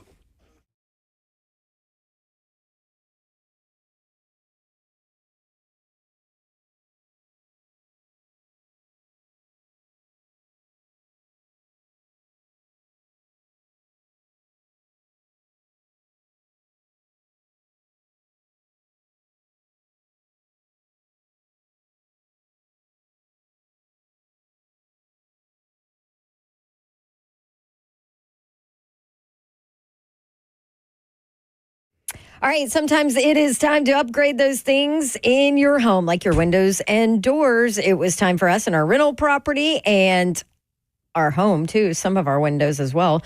And I chose Pella Windows and Doors of Nashville. Did all the studying and digging into window companies here in town for you so you don't have to. I have loved the experience, and you might be surprised to learn how affordable replacement windows can be from Pella. Affordable and the best quality out there. Pella voted #1 by Nashville homeowners as the leading window brand in Nashville. On top of that, they've got the staff in place to take care of you. I can attest to that. And they've got good deals every single month. I love a good deal. You love a good deal. We have a good deal going on. Pella Windows and Doors of Nashville. Let me do the Dawn deal every month. So for the month of July, you got week or two left here for this one. Ask them about 60% off qualifying installations plus 0% APR for 36 months. Call 615-249-1910 or just go online, schedule your free consultation, tell them you want the Dawn deal, PellaNashville.com.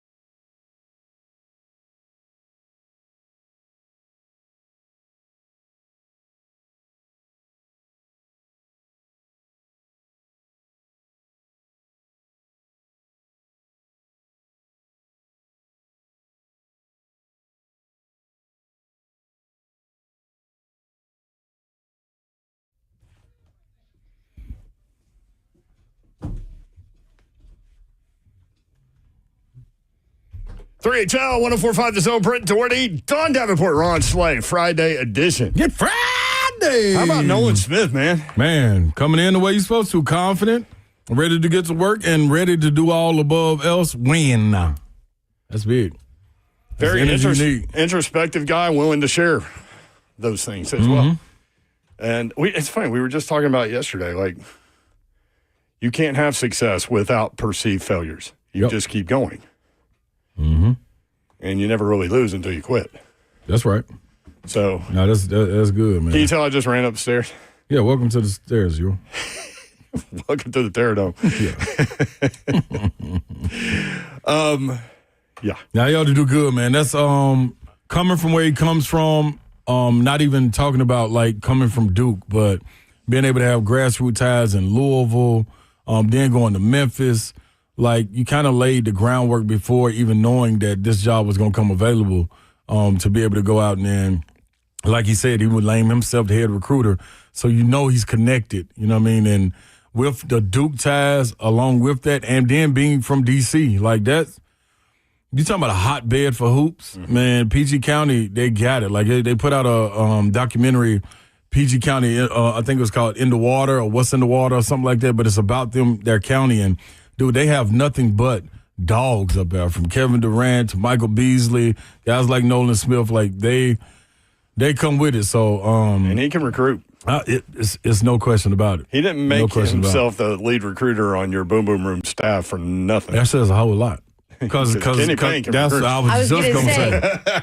Because I was like, oh, recruiter, you got to. He's going to put Kenny Payne. I thought he was going to put himself as like the player development guy. Me too. Because Kenny Payne is known for recruiting. But that lets you know, though. 2 years of experience with him. Yeah. You know? He went and got some dogs at Louisville. They just kind of didn't mesh. Huntley Hatfield was one of those dogs. But then when he went to Memphis as well, they had an All-American, first team in P.J. Swaggerty. I think I'm saying his name right, the guard. But he transferred out after this year, but he was tough. So, believe me, him sitting on that bench, he knows what it is. And I wonder what else he soaked up from Mike Davis, former Indiana coach, was on that bench as well with Penny. Oh, okay. Yeah, so he done been around some guys. Yeah. Been around some guys, man. 615-737-1045. RJ in Hendersonville on the Friday edition of 3HL. RJ, what's up? Yeah, guys. I was listening earlier about the NIL stuff, and I wasn't able to call in till now. Yeah. What's to stop the NCAA from changing their language so that you can have a cap where both the men's sports and the women's sports are entirely equal, but enforcing a cap the same way that they supposedly enforced a zero pay rule in the past? Well, I don't know the detailed answer to that other than they just went through Congress to get the $20.8 million. Which schools can get out to players. But, yeah, structurally, I don't know. Maybe it's a school-to-school thing, but I don't know. Because if the NCAA had all this power 20-plus years ago and now they've just rolled over like a dog in the summer heat, then, it seems more like an NCAA problem than a pay for players problem. Yeah, the NCAA has been completely neutered anyway, to stay with your dog reference. But that was very witty, Mayor. Thank you, Babs. But, man, I got no problem saying I don't know something when I don't know something. I don't know, man. That's a good question. It's a really good question, RJ. Maybe we'll do some digging over the weekend and try to figure some things out. Thank you, man. Appreciate it. Good question. Thank you, guys. Have a wonderful weekend. Yeah, you too, man. Thanks, RJ. You know what? I don't want to deal with it. I really don't either. Is that? No, you're right. The more I think about it, the more I dig into it, the more I read, and then the more I'm like, that right there gives you a headache. It's not fun. Makes my nose bleed. It's not fun research. It's not fun knowledge. It's not fun thinking about the way to fix it because it's all so difficult. Agreed. Totally agree. Ugh.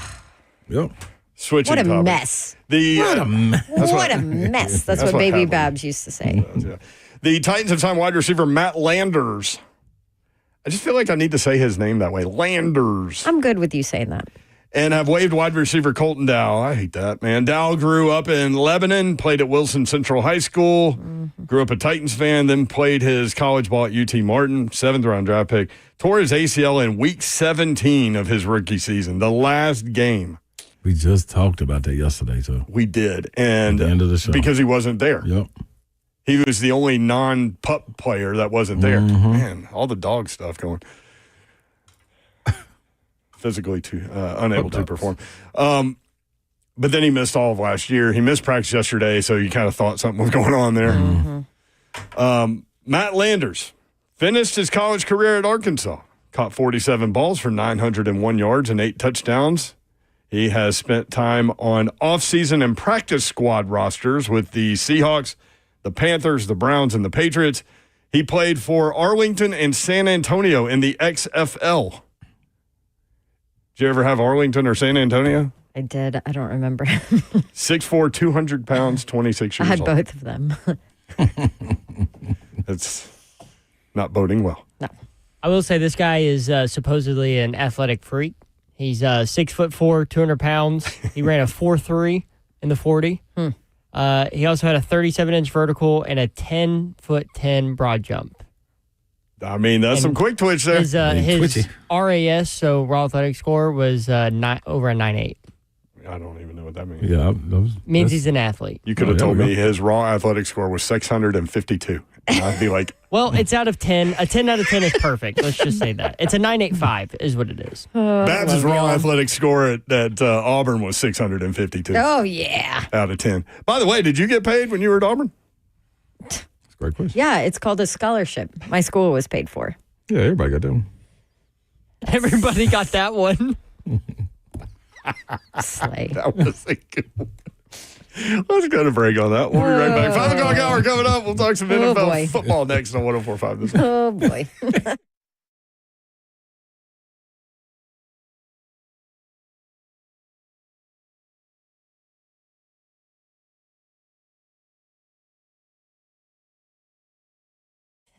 Everybody got that one. Hey, Not me. it is officially moving season. School's going to start in like 2 or 3 weeks, and maybe a bunch of you are spending your time filled with hours of packing, unpacking, and lots of bubble wrap. But the first thing that you should do when you move into your new home, make sure that Wi-Fi is booming thanks to Xfinity. It's super quick. It's easy to set up, and then boom. You'll have your new home hooked up with the ultimate Wi-Fi experience faster than the time it takes to parallel park a moving truck. You'll be back online with the most reliable Wi-Fi with the best in-class equipment from Xfinity so you can kick back, relax, and stream your favorite movies and TV shows while someone else deals with all the boxes. That might not be a good idea, guys, by the way. But with Xfinity, the only thing you have to worry about is remembering where you pack the remote. Make the right, easy move with Xfinity. Learn more at xfinity.com/move. Restrictions apply, not available in all areas. Most reliable Wi-Fi claim based on Open Signal Awards USA Fixed Broadband Experience Report, August 2024.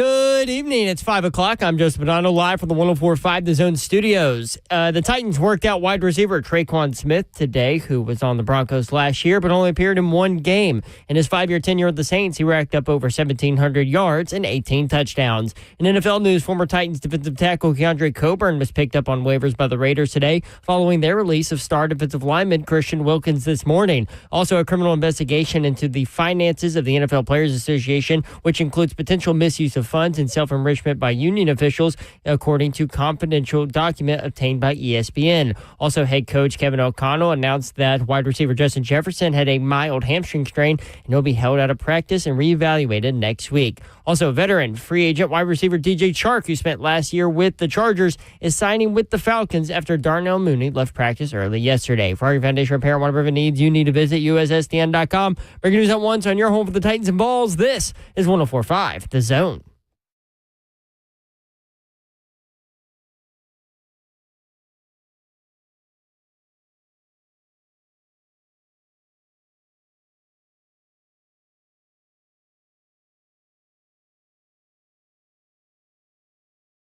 HL 104.5 The Zone, Friday edition, 5 o'clock hour of the weekend is here, y'all. If you want in, we will talk about anything you want to talk about. How about that?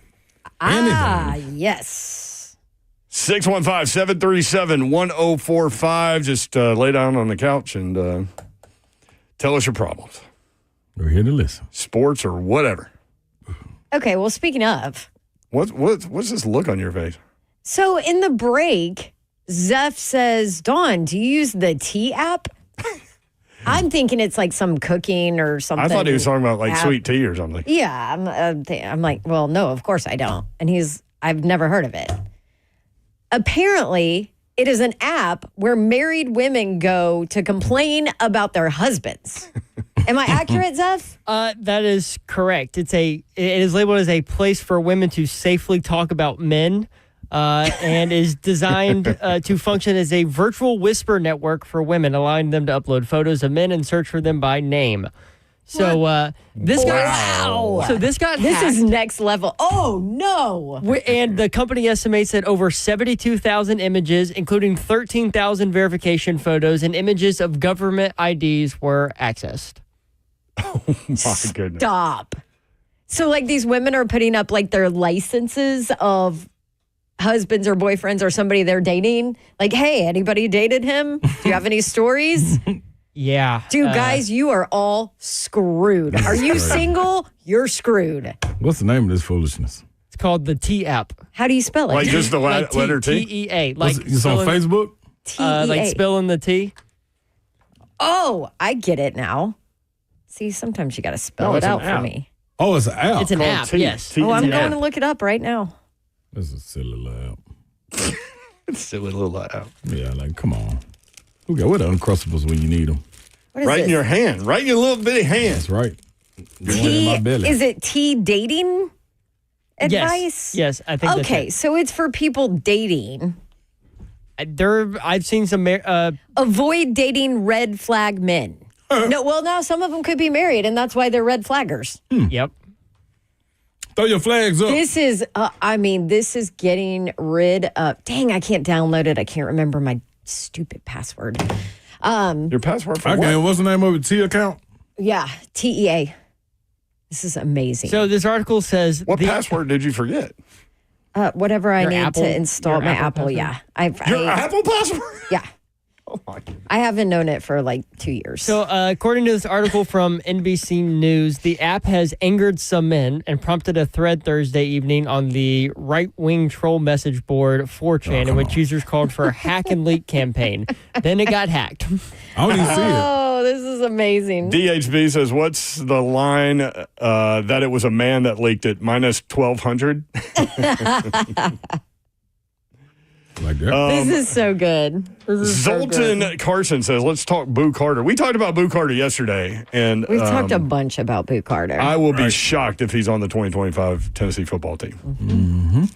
You guys align with that? I trust what you hear, yes. Yeah. Brent Hubbs was on with Ramon and Will this morning, and he gave a little status before fall camp of Boo Carter. There's a path for him to be a part of the team. but obviously he has some things he has to do, and he has to make amends with some people on this team. And we'll see. Tennessee is off this weekend. Josh Heupel always gives his team a long weekend and a long break right before fall camp starts. So they're off today, and they have to be back Monday evening late for a team meeting, which is the kickoff to fall camp meeting that they have. And we'll see if Boo Carter's in that meeting, and we'll see where it goes from there. This is, there's been some, I'm told there's been some at least third-party communication, if not direct communication, during this week at some point in time. I don't think Boo's been around much, if any. And so we'll see what happens at this team meeting if there's not news beforehand. To answer your question, Will, I don't know how this is going to play out. We'll see. But it's obviously not the situation anybody has been looking for or anybody wants to have happen at this point in time in the offseason. You don't want to have these lingering questions out there, but this one's certainly lingering out there. Yeah, he said there's a path. That doesn't sound good. It doesn't sound good. He did say there's a path, which is kind of what we said yesterday. But yeah, I think I would think the chances are super slim. What is it? Slim and none, and Slim's out of town. Yep. Especially coming off the heels of what happened with Nico. Like, I think when you hear about the leadership that's taking place on this team with the voices that are being heard, like, especially after our talk with Miles. Exactly. At SEC Media. Exactly. Miles Kittle. Yeah, I think accountability is at the forefront for this group, regardless of wins, losses, whatever it is. We're going to do this the right way. We're going to do it with people that want to be here, and we're pushing ahead. I think that is the message that I would take from someone like Miles. Yeah, the stuff that Miles Kittelman said to us kind of went viral at SEC Media Days. Brent Hubbs on this topic, if Boo could transfer or play elsewhere this fall. It's to my understanding, if he transferred out, he would have to be a walk-on somewhere, but he could not be in the SEC. Now, there's some people who, some of that's interpretation of rule, not about the SEC, but about whether or not you could be a walk-on or whether you could go on scholarship. It's my understanding the best he could be would be a walk-on somewhere outside of the Southeastern Conference. He could not transfer anywhere, even as a walk-on within the SEC. There's a situation where there's a kid who transferred from Wisconsin, I think, to Miami. He's not a grad transfer. He transferred outside of the window. And it's to my understanding he's going to be a walk-on down there and play this year for Miami. That's the rule I understand, but I don't, again, some of that stuff's up for interpretation, but that's the way I understand the rule. Brent Hubbs, I'm with Ramon and Will this morning on 104.5 The Zone. Well, Brent usually got a good take on it. Yeah, the SEC is the only conference that has that, where you can't transfer within the conference. If you do, you sit out a year. Love it. So, Well, you love you can't transfer within the conference. Yeah. And go play right away. Right. Yeah, go on and go transfer. That's cool. Just wait a year. But he could go any other conference and play both sides or both ways, whatever he wants to do. Are there any other conference? Oh, here we go. Colorado was big in his recruitment. I would not be surprised if he did not end up there. And they're known for two-way stars over there now. Stars. You don't think Travis Hunter was a star? Yeah, you said they're known for two-way stars. Who's the other stars? Deion Sanders. True or false? He was a star. Not at Colorado. Absolutely Not at Colorado. False. Absolutely false. I didn't say at Colorado. I said two-way stars. Zeph, I feel like you're kind of dancing around. You're dying on the box again, man. Yeah, come on, man. Just who better to coach a two-way star than a guy who was a two-way star? I know, but that's not what you said. That's what I meant. Sorry. Are you saying Boo Carter's a two-way star in the same realm as Travis Hunter? No, but he's got potential. To be a Travis Hunter-like player? Not Travis Hunter level, no, but to be a star on both sides of the ball, yes. I mean, am I missing what a star is? He's not going to be a Heisman. He's not going to be a Heisman. You just said that's the star. They're known for coaching two-way stars. The bar All right, for now star. you're just reading way too much. No, he's insinuating. You were insinuating that Boo Carter is a star. Is the top-notch star? No, he's not. I said he could. He's going to be really good on one side of the ball, but he'll be a good guy to have owned in some packages on the other side of the ball. Totally agree with that. Yeah, he's a really talented cornerback. Yeah, he has it, but that don't mean that we talking about hiding. But it's funny, like didn't he want more money, and he got more money? Yeah, and then he wanted to play on the other side of the ball, and they were going to let him play on the other side of the ball. Accountability, man. So what's going on with him? I think, man, listening to Brent Hubbs, I had to look at the same. Listen to Brent Hubbs talking to some of the brass up there. Listen to Savage speak about it. I think this team is in a different spot than it's been. I think the rumors and things that you heard last year that came out that kind of circulated around guys like James Pierce, this team sat back and watched that. And they're like, we're not going to do that. This group right here ain't doing that. Yeah, you got 6-year guys. You got guys that transferred it. This group right here is, I think that was enough. What were the Nico. James Pierce rumors for people that don't remember? That he was bad in the locker room. Yeah, and then what do you call it? Golly, what's the name of the word? Shoot. Golly, I want to help you. Not creme de la creme, but he walked around like he was after he solidified himself. Yeah, I guess so. After he solidified himself, he walked around like he was the Shiano. Okay. You know what I mean? And chose what he was going to do, how he was going to do it. You know what I mean? And if it wasn't discipline coming down on him from that group, from Rodney Gardner or Robert Ayers, then it kind of just went astray. Okay. You know what I'm saying? Gotcha. And it went too long. This bunch don't look like they're not playing with a longer leash.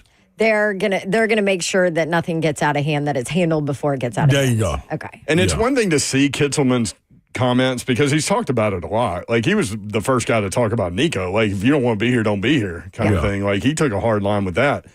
But it's one thing to read his comments, but it's another thing to hear them. And then it's even another thing to have him sit at the table with you and watch his facial expressions and body language about it. Yeah. He's serious about it. And it's not just him. I've never heard about a leadership board of players.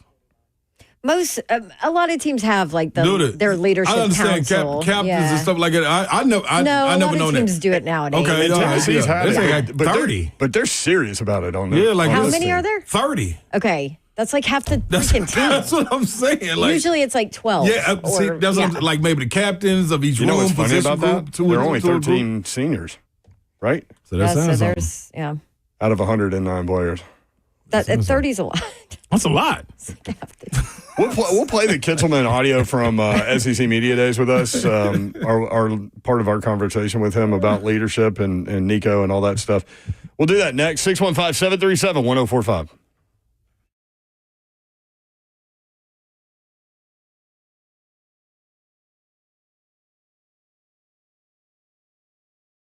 I want to tell you about my friends at United Structural Systems. United Structural Systems is a foundation repair and waterproofing company that has served the Middle Tennessee area since 1994. You can get in touch with them easily at USSTN.com. When it comes to large home repairs, a lot of times homeowners pretend you don't want to see the warning signs. You might be afraid of what you're going to hear. Especially true with waterproofing and foundation repair. Issues could be something big that needs to be fixed now. It could be a small problem now that will become bigger if you don't address it, or it could be nothing. Bottom line, you don't know what you don't know, and you certainly don't want to be sold something that you don't need. You need peace of mind. You need United Structural Systems. They are the company to give you that. More than 30,000 100% satisfied residential customers. United Structural Systems. If you have foundation repair or waterproofing issues, these are your guys. Homeowners trust USS. Keeping homes dry and stable. We guarantee our best. Call USS 615-488-7855. USS, serving Middle Tennessee, Southern Kentucky, and Western Kentucky. Online, USSTN.com.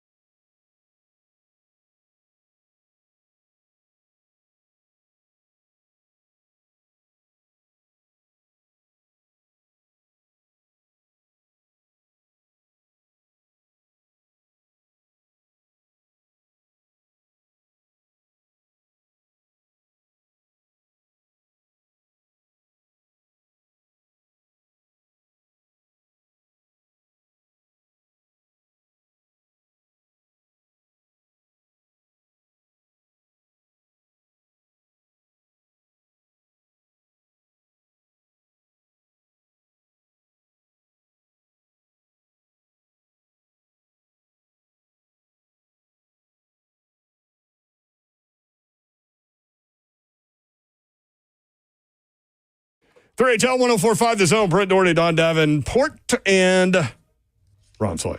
What up, dog? Shout out to Scott and Fort Campbell. Yeah, man. When Slay said, what's the name of that word? I was like, that's funny. That's a funny line. Scott said, were you looking for the word prima donna? Bingo. Way to go, Scott. So you get extra credit, Scott.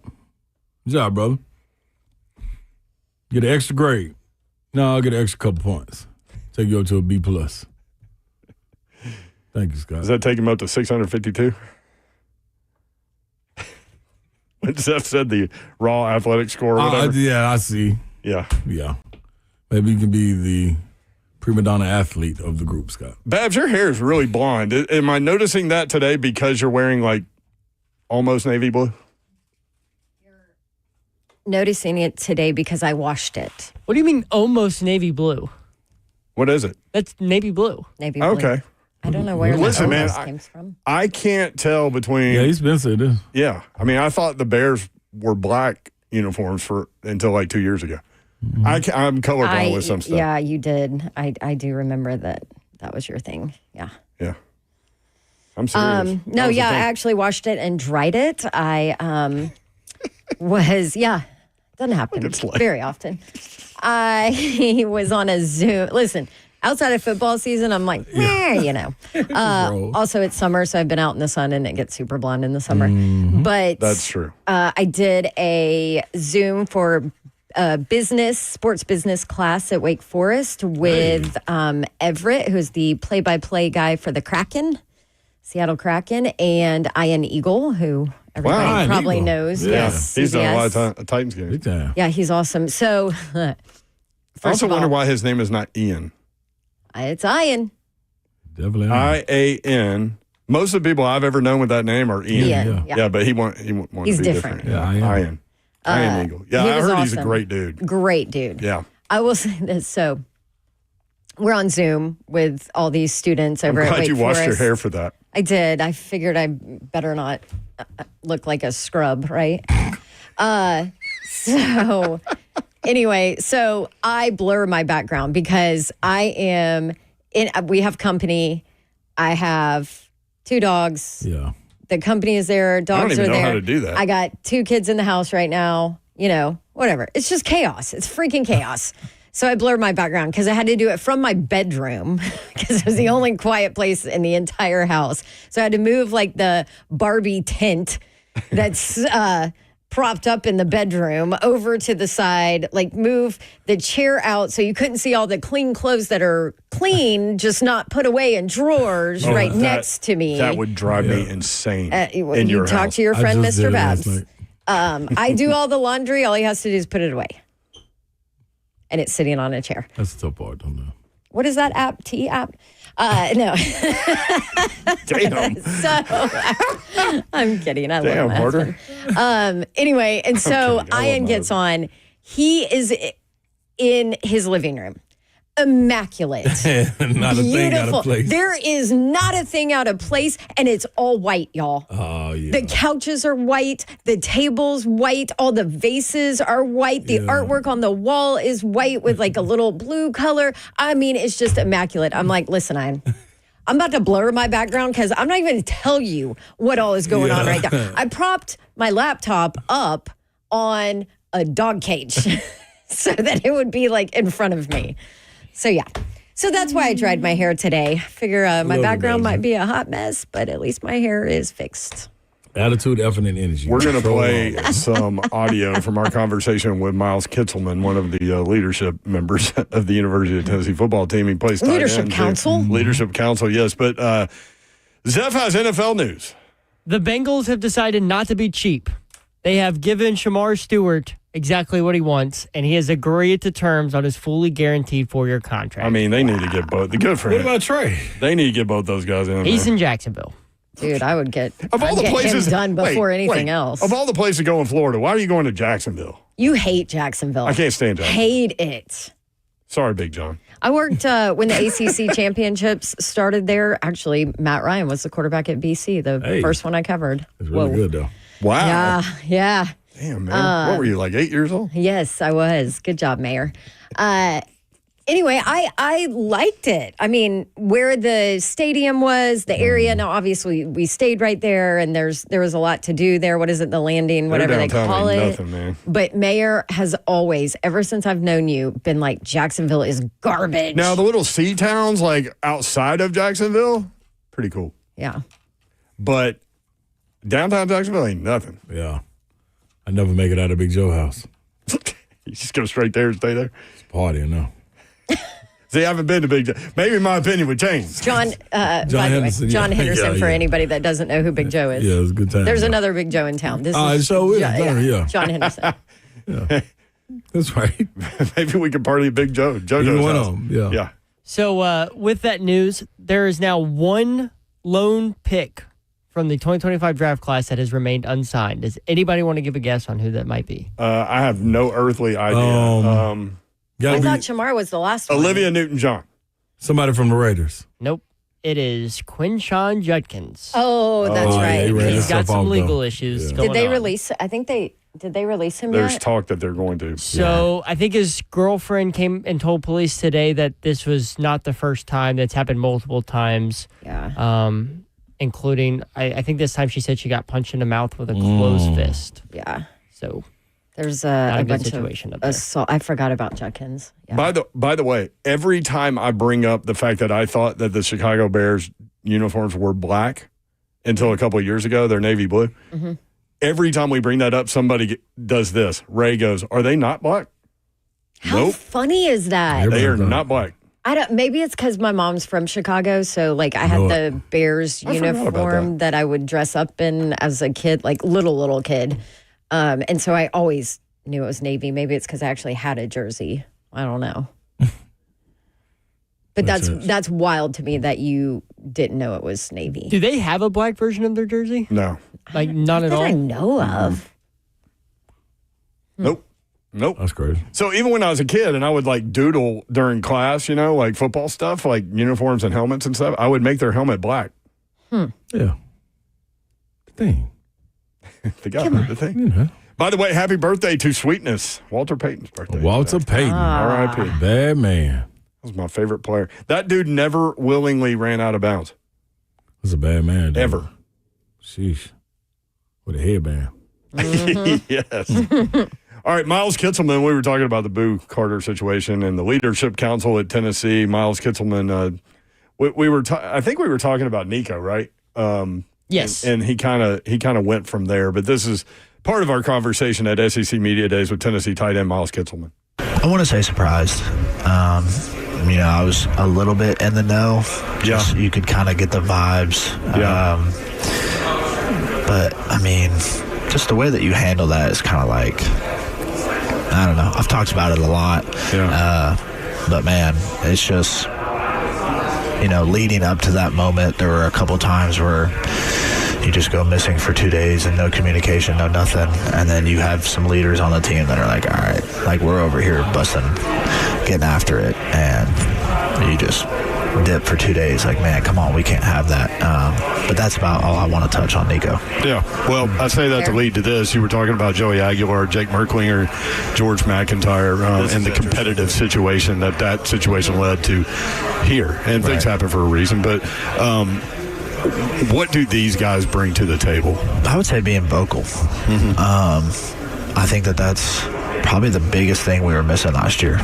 You come off a drive, go 3 and out, go 3 and out again, and it's like, man, where's the voice on this team? And it should have been me, but being my first year there is kind of like, man, I don't know if I've proved myself enough to call some of these fifth-year seniors out who have been here for 5 years. Do you feel like you're that guy now? For sure, 100%. I feel like I've proved myself more than enough. And, these quarterbacks, all 3 of them, especially Joey and Jake, just being a little older, man, they are not afraid to rip into it, and I love it. I absolutely love it. And then the second you have somebody who talks back, you got 5 or 6 dudes like myself that are like, nah, like, we're not going with that. Like, he's right, you're wrong. Like, get back in line. You know what I'm saying? Yeah.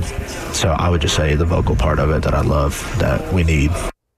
Yeah. Does that open your eyes to this Boo Carter situation a little bit more? 1,000,000%. And also saying that it's not just him. There's 5 or 6 of them that are Yeah, and if you're dealing with 30 guys on a leadership council, I mean, as you said, that's a healthy percentage of the team. Yeah, you're not going to win. You ain't going to win. I'll tell you the other thing, like hearing that again from Miles Kitselman, that dude's going to be a success, whether it's in football or whatever. Yep. He was head on straight, keep leading like that. And for Tennessee fans out there wondering about Joey Aguilar, he said that he's been so impressed with Joey that Joey knows the name of every player on the team. And, like, a lot of people struggle with that kind of thing, but he said that he's just one of those people that players gravitate toward. And he said he'd give you an idea. He said, I've known the guy a month, and he is invited to my wedding. Yeah, that's dope. Now, that doesn't mean he's going to be a great quarterback. But. Doesn't. And we've heard various things about that from people. Good guy contest. And we got a board for that. He may be on that board. We'll see. Hope not. How early are we going to see? Week I mean, two, do you think it's going to be 2? seen at camp? I wouldn't be surprised if they went into the Syracuse game like with a plan to play 2 quarterbacks. I wouldn't be a bit surprised. I don't know. Heupel said he wanted to stay away from it. I know. Yeah. But there are wants and needs, man. Very true.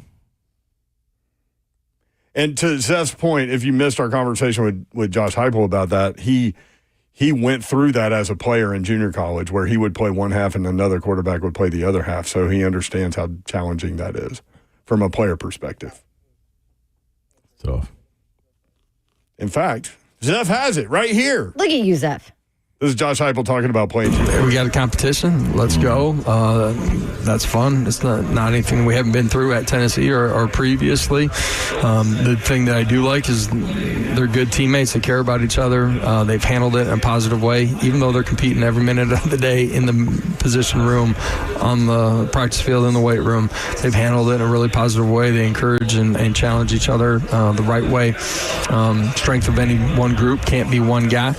That's true at quarterback too, and I've lived a life where somebody's got to step in, and so at the end of the day, we're clear with our communication to those guys. Listen, you're all competing. Everything you're doing every day is going to be a part of that process and decision process, and at the end of the day, somebody's got to learn it, earn it, and go take a job. And I think it's important at every position, but certainly at quarterback, that your team sees that too. It reinforces everything that you talk about. So where are you as a coach on playing 2 quarterbacks? Do you lean one way or another? I did that as a JUCO quarterback. I think it's hard. We divided halves. Oh, wow. That is hard. Unique situation. Yeah. Guy that had left didn't qualify or didn't get his last class, came back. He was a good player. I'm still great friends with him. But we both had an opportunity to move on and go play, at a high college level too. But at the end of the day, it can't just be one guy. And I think it's, if you're going to try to trade him in, play out, or quarter, that's tough to manage. You want somebody to be the starter, but at the end of the day, we're going to find out who that is. And there's no set timetable. I don't think you can do that. You can't handcuff yourself. They got to go earn it. And so we'll go through that. Hey. I don't think he really crossed it off there. He said he didn't want to, but he didn't cross it off. I don't think you can at this point. Now, in terms of reps, you probably want to go from a 3 quarterback race to a 2 quarterback race pretty quickly, I would think. Yeah. And have a defined third guy. But I think George will be the third, though. George will. He's younger. Freshman. He's younger. Yeah, that's the only reason. Not saying he ain't From what I hear, though, he's way ahead of where they thought he would be. Right. And I think it says something that they include him in that quarterback battle. But yeah, I think you're right. I think it'll be. So depending on what Merklinger happens, though, I know I'm looking in the future here, but there's no way you have Merklinger and George here next year. I think there's 0 chance of that. Yeah. Especially with who they have coming in. Faison Brandon's coming in. Right. I think, wasn't Buck calling him Brandon Faison for Brandon Faison? I mean, that sounds like what it should be. Kind of tough. I mean, I get it. But yeah, number 1 quarterback in the country coming in next year. Mm-hmm. That's a crowded room situation. Very much so. Or maybe Joey leaves and Merklinger and George stay. I don't know. I see. I don't see a world. What year is Aguilar? I think he's got 2 left. I thought he only had one. Oh, he only has one? Okay. I might be wrong, but I thought he only had one. Never mind then. Fine then. Be that way then. Be right. You're wrong. This from Colin Cowherd about Aaron Rodgers. There have been 12 total playoff wins by a quarterback 40 or older. 10 of the 12 wins, Tom Brady. He didn't say who the other 2 were, but. Well, I want to know. I want to know what you're thinking. What is it? What's the age? 40? 40. How old was... 40. What was it again? 40? 12 playoff wins by a quarterback 40 or older. 10 of the 12 wins, Tom Brady. Tom Brady. Yep. Zephdog, you want to play Nick Saban? A lot of people talking about Nick Saban coaching again. All kinds of rumors. Oh, hello. Well, that's you. Every time you sneeze, you put your finger up in the air like you just won the national title. Because isn't it the best feeling ever? It is. Mm-hmm. I mean, like when you get that good one from the soul. Don't they say it's like close to the O? Yeah. She does every time she puts her hand up in the air. Like, here we go. Superstar. Here it is. The worst is when it goes away. Yeah. Ugh. That ain't nothing. Yeah. And then your eyes are just watering. Let it go away, ain't nothing. And then you just don't get the satisfaction. Yeah. Craving it. Whew. Just stay there in it. That's right. We started the show with dude wipes. Thank you for getting me. Mm-hmm. I'm a sneezer. All right, Saban. I'm a sneezer. Put that on the Pinko card. I never knew people really loved to sneeze. Mm-hmm. Dude, you know Slay does. It's like it gives me a heart attack every time he does it. What's funny about that is, like, I tend to not react to things that go on around me, but you, like, jump and hit the ceiling. Like, your head hits the ceiling when he does it. Yeah, because it's so loud. It sounds like a bomb. A high-pitched bomb.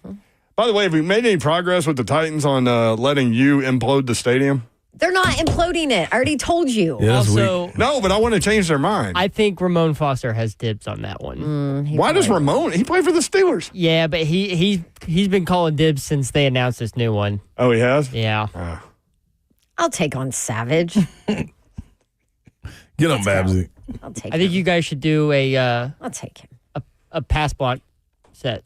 Yeah. Like you rush the quarterback and he'll block you. Yeah, that would go really well. That's how for people me. hurt ankles and That's how I end up with a new knee like Slay. Yeah, you don't want to do this one.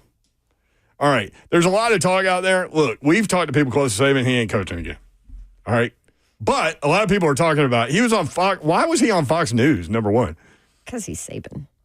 He can do anything he wants. Yep. Saban was on Fox News, and they asked him about it. I never really ever had a thought about getting back into coaching until 2 days ago. Miss Terry said I had to run the sweeper in the entire downstairs. Sweeper. So while I was running the sweeper, the thought occurred to me, when you were coaching, you had a heck of a lot better job than this. I never really ever had a thought about getting back into coaching until 2 days ago. Miss Wait, are we on a loop here? It's on a loop. Yep. That's cool. That's funny. Keep repeating it. Okay. Hold on now. Wait, was that on a loop, or did he really just say it again? I think he said it again. Seriously. You think he did? He repeated himself. No, that was a loop. Should I play it again? I think he said it. For the love of- I think it's seriously. By the way, Dawn, Ramon called in and said, unless you got that headband on, you don't want none of him. Yeah, headband Babs, that has to be dealt with.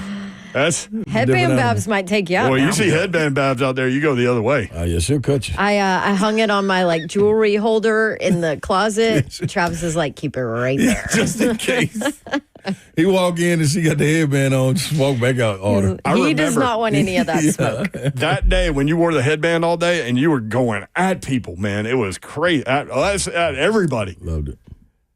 He texted at 3:39, I remember.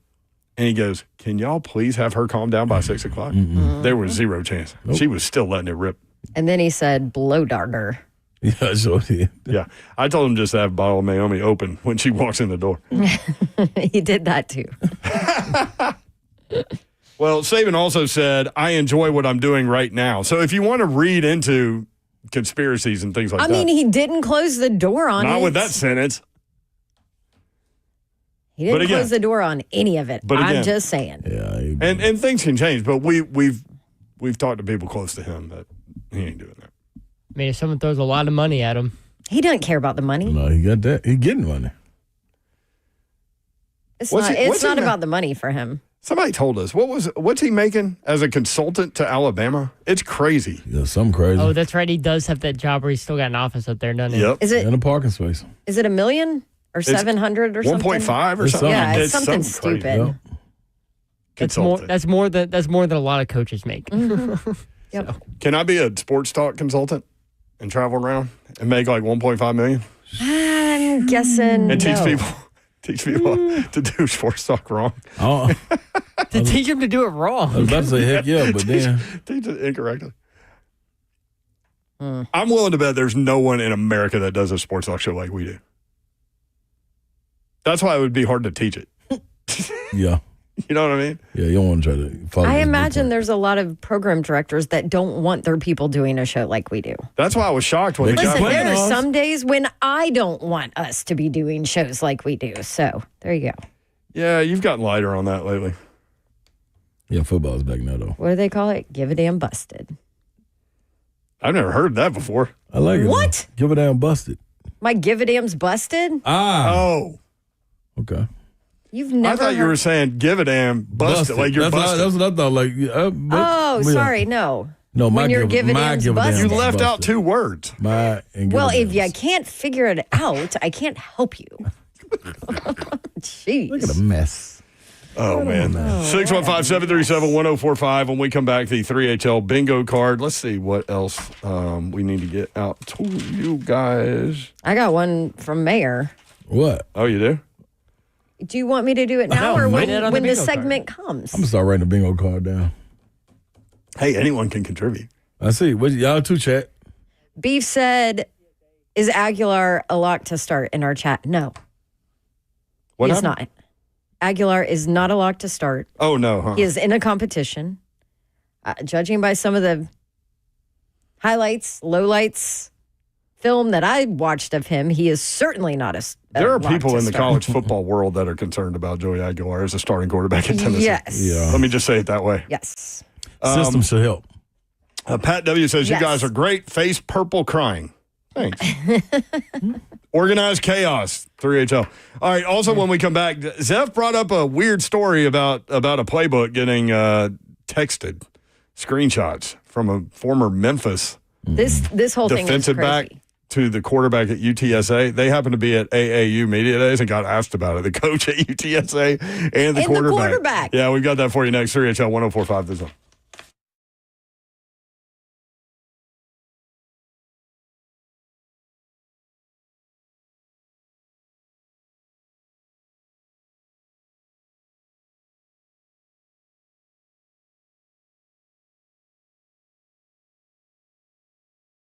Man, this is the weekend to get it done. And when I say get it done, get that new vehicle, that new to you vehicle. Whether you're looking for a new car, truck, SUV, or Jeep, maybe you're looking for a pre-owned car, truck, SUV, or Jeep, new to you.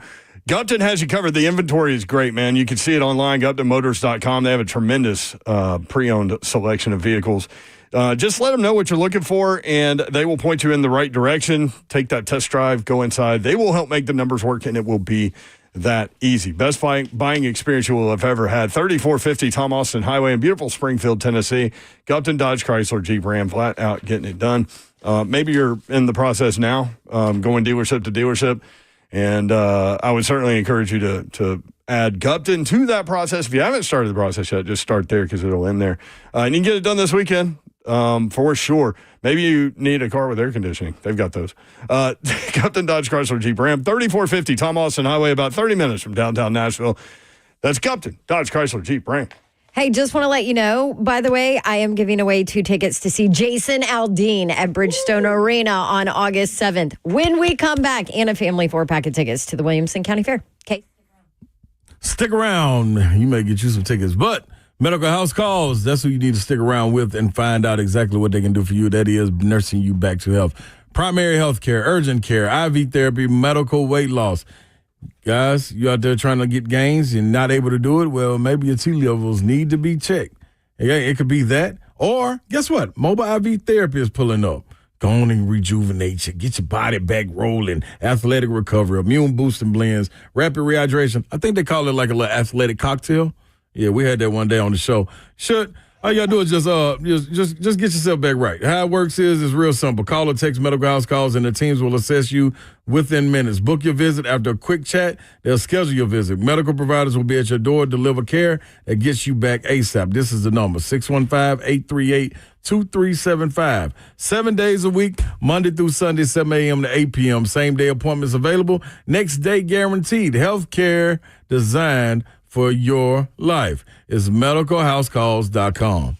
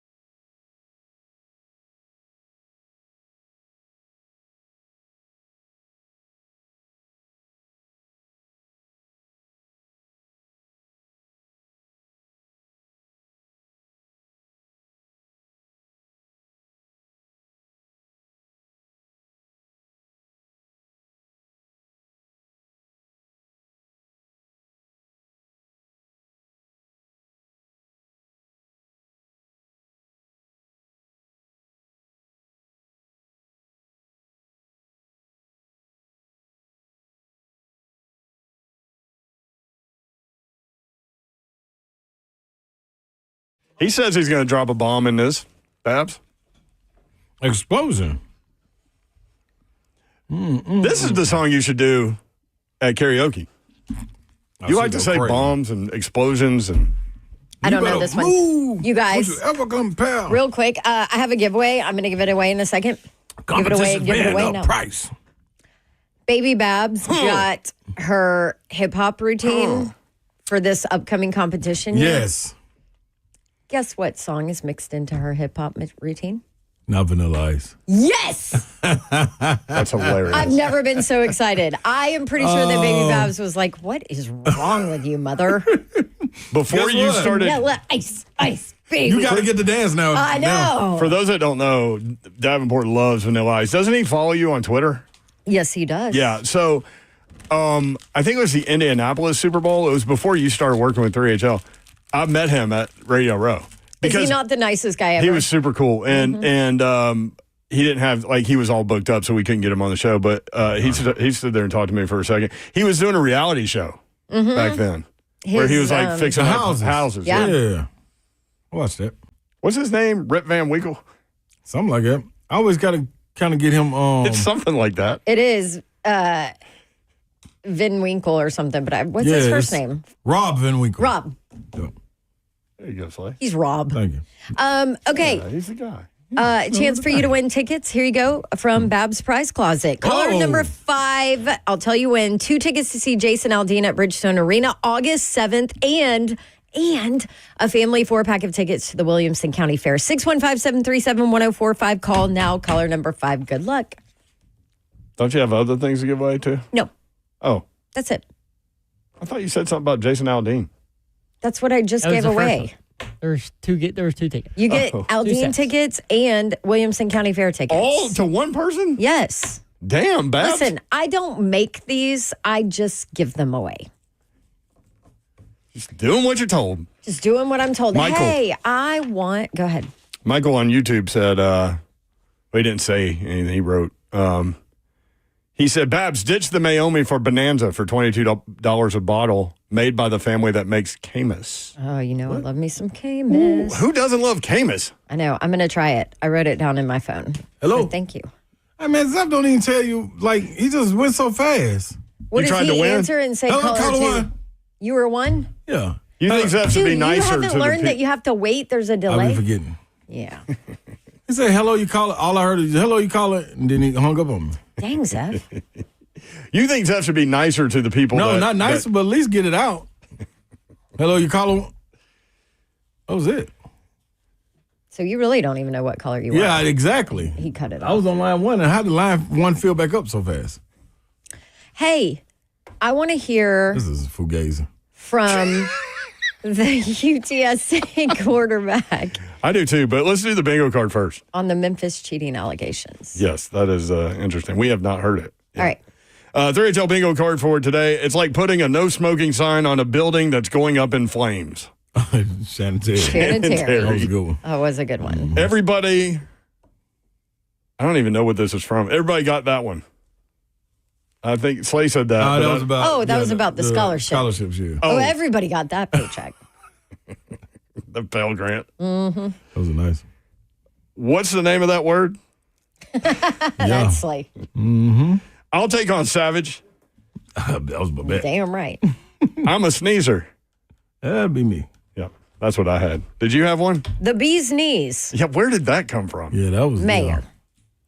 Isn't that like old? Yes. Yeah, that's like what's It's that? another one that we need to look up. Like, where did it even originate? The bee's knees? When she first started saying bunk, I was like, okay, Babs, way to take us back to 1925. Okay, well, you just took us back to 1913. But the difference is I will never say it's the bee's knees again. Yeah, you ever. said it and smiled, though. Like, you were happy about it. Like you came up with one right there. I thought I bailed you out. No, that wasn't the one. Prima donna was the word we That were was the looking for. word I was looking for. Yeah. Oh, yeah. That was the name of the word. All right, how you want to do this, Zeph? 4, 5, 6? Yeah. UTSA quarterback Owen McCown responds to the Memphis cheating allegations again. The allegations were, and you saw the screenshots, There right? was a screenshot. Former Memphis DB, I guess upset, screenshot some formations and signals and all of this stuff and sent it to the UTSA quarterback, Owen McCown, and UTSA beat Memphis 44-36 in that game. And Owen responded, like, bet, thanks, whatever. Sure did. Yeah, here you go. Yeah, no, obviously, first and foremost, I didn't ask for any of that information. It kind of, face of my little emoji reaction. You can see it caught me, by surprise what happened. Like Coach said, the information was completely irrelevant, and it doesn't really, fit, how we take week in and week out, how we prepare. It was like I said, completely irrelevant, and that's all it was. Oh, and do you feel like this paints you in a bad light? Like, what would you say to the people who are kind of almost attacking you at this point? Yeah, I just think they don't know how we process week in and week out. Like I said, the information that made zero sense. It was completely irrelevant to what we do week in and week out. That's not true though. Yeah, like if you telling me the safeties can't defend and one of them struggling with the hamstring. Yeah. I'm attacking them. I'm just going to say, if you read the article, there was a Memphis defensive back that said every time we switched into a coverage, they had to check for it. Yeah. Of course they did. Yeah, like they definitely used that. He is completely lying. Yeah, that's not the first time this has happened. And also, I think it is a very bad look on him. Yeah. You shouldn't have responded. Right. Competitive edge. Everybody look for it. Beef on YouTube. When are y'all going to get Cam Ward on the show? We've already had him on here. The day after he was drafted, we had him on live on set. In person. In person. Wherever you get your podcasts, go on YouTube. It was a great time. Cam was awesome. He was awesome. Gregory, we used to call bad weed bunk. Oh. That's true, too. Okay, that's not where I got it. For the record. I love that you had to clarify that. Oh, man. Hey, man, we appreciate you guys, including us in your day and including us in your lives. We do not take that for granted, nor do we take that lightly. Have a great weekend, y'all. Good night. God bless. See ya. Wouldn't want to be you unless you were getting a shout-out to anybody out there this weekend that got something going on. Have fun with it, I guess. Or if you don't, have fun with it. Do something fun with it, I guess. Killed it. Great job, Slate.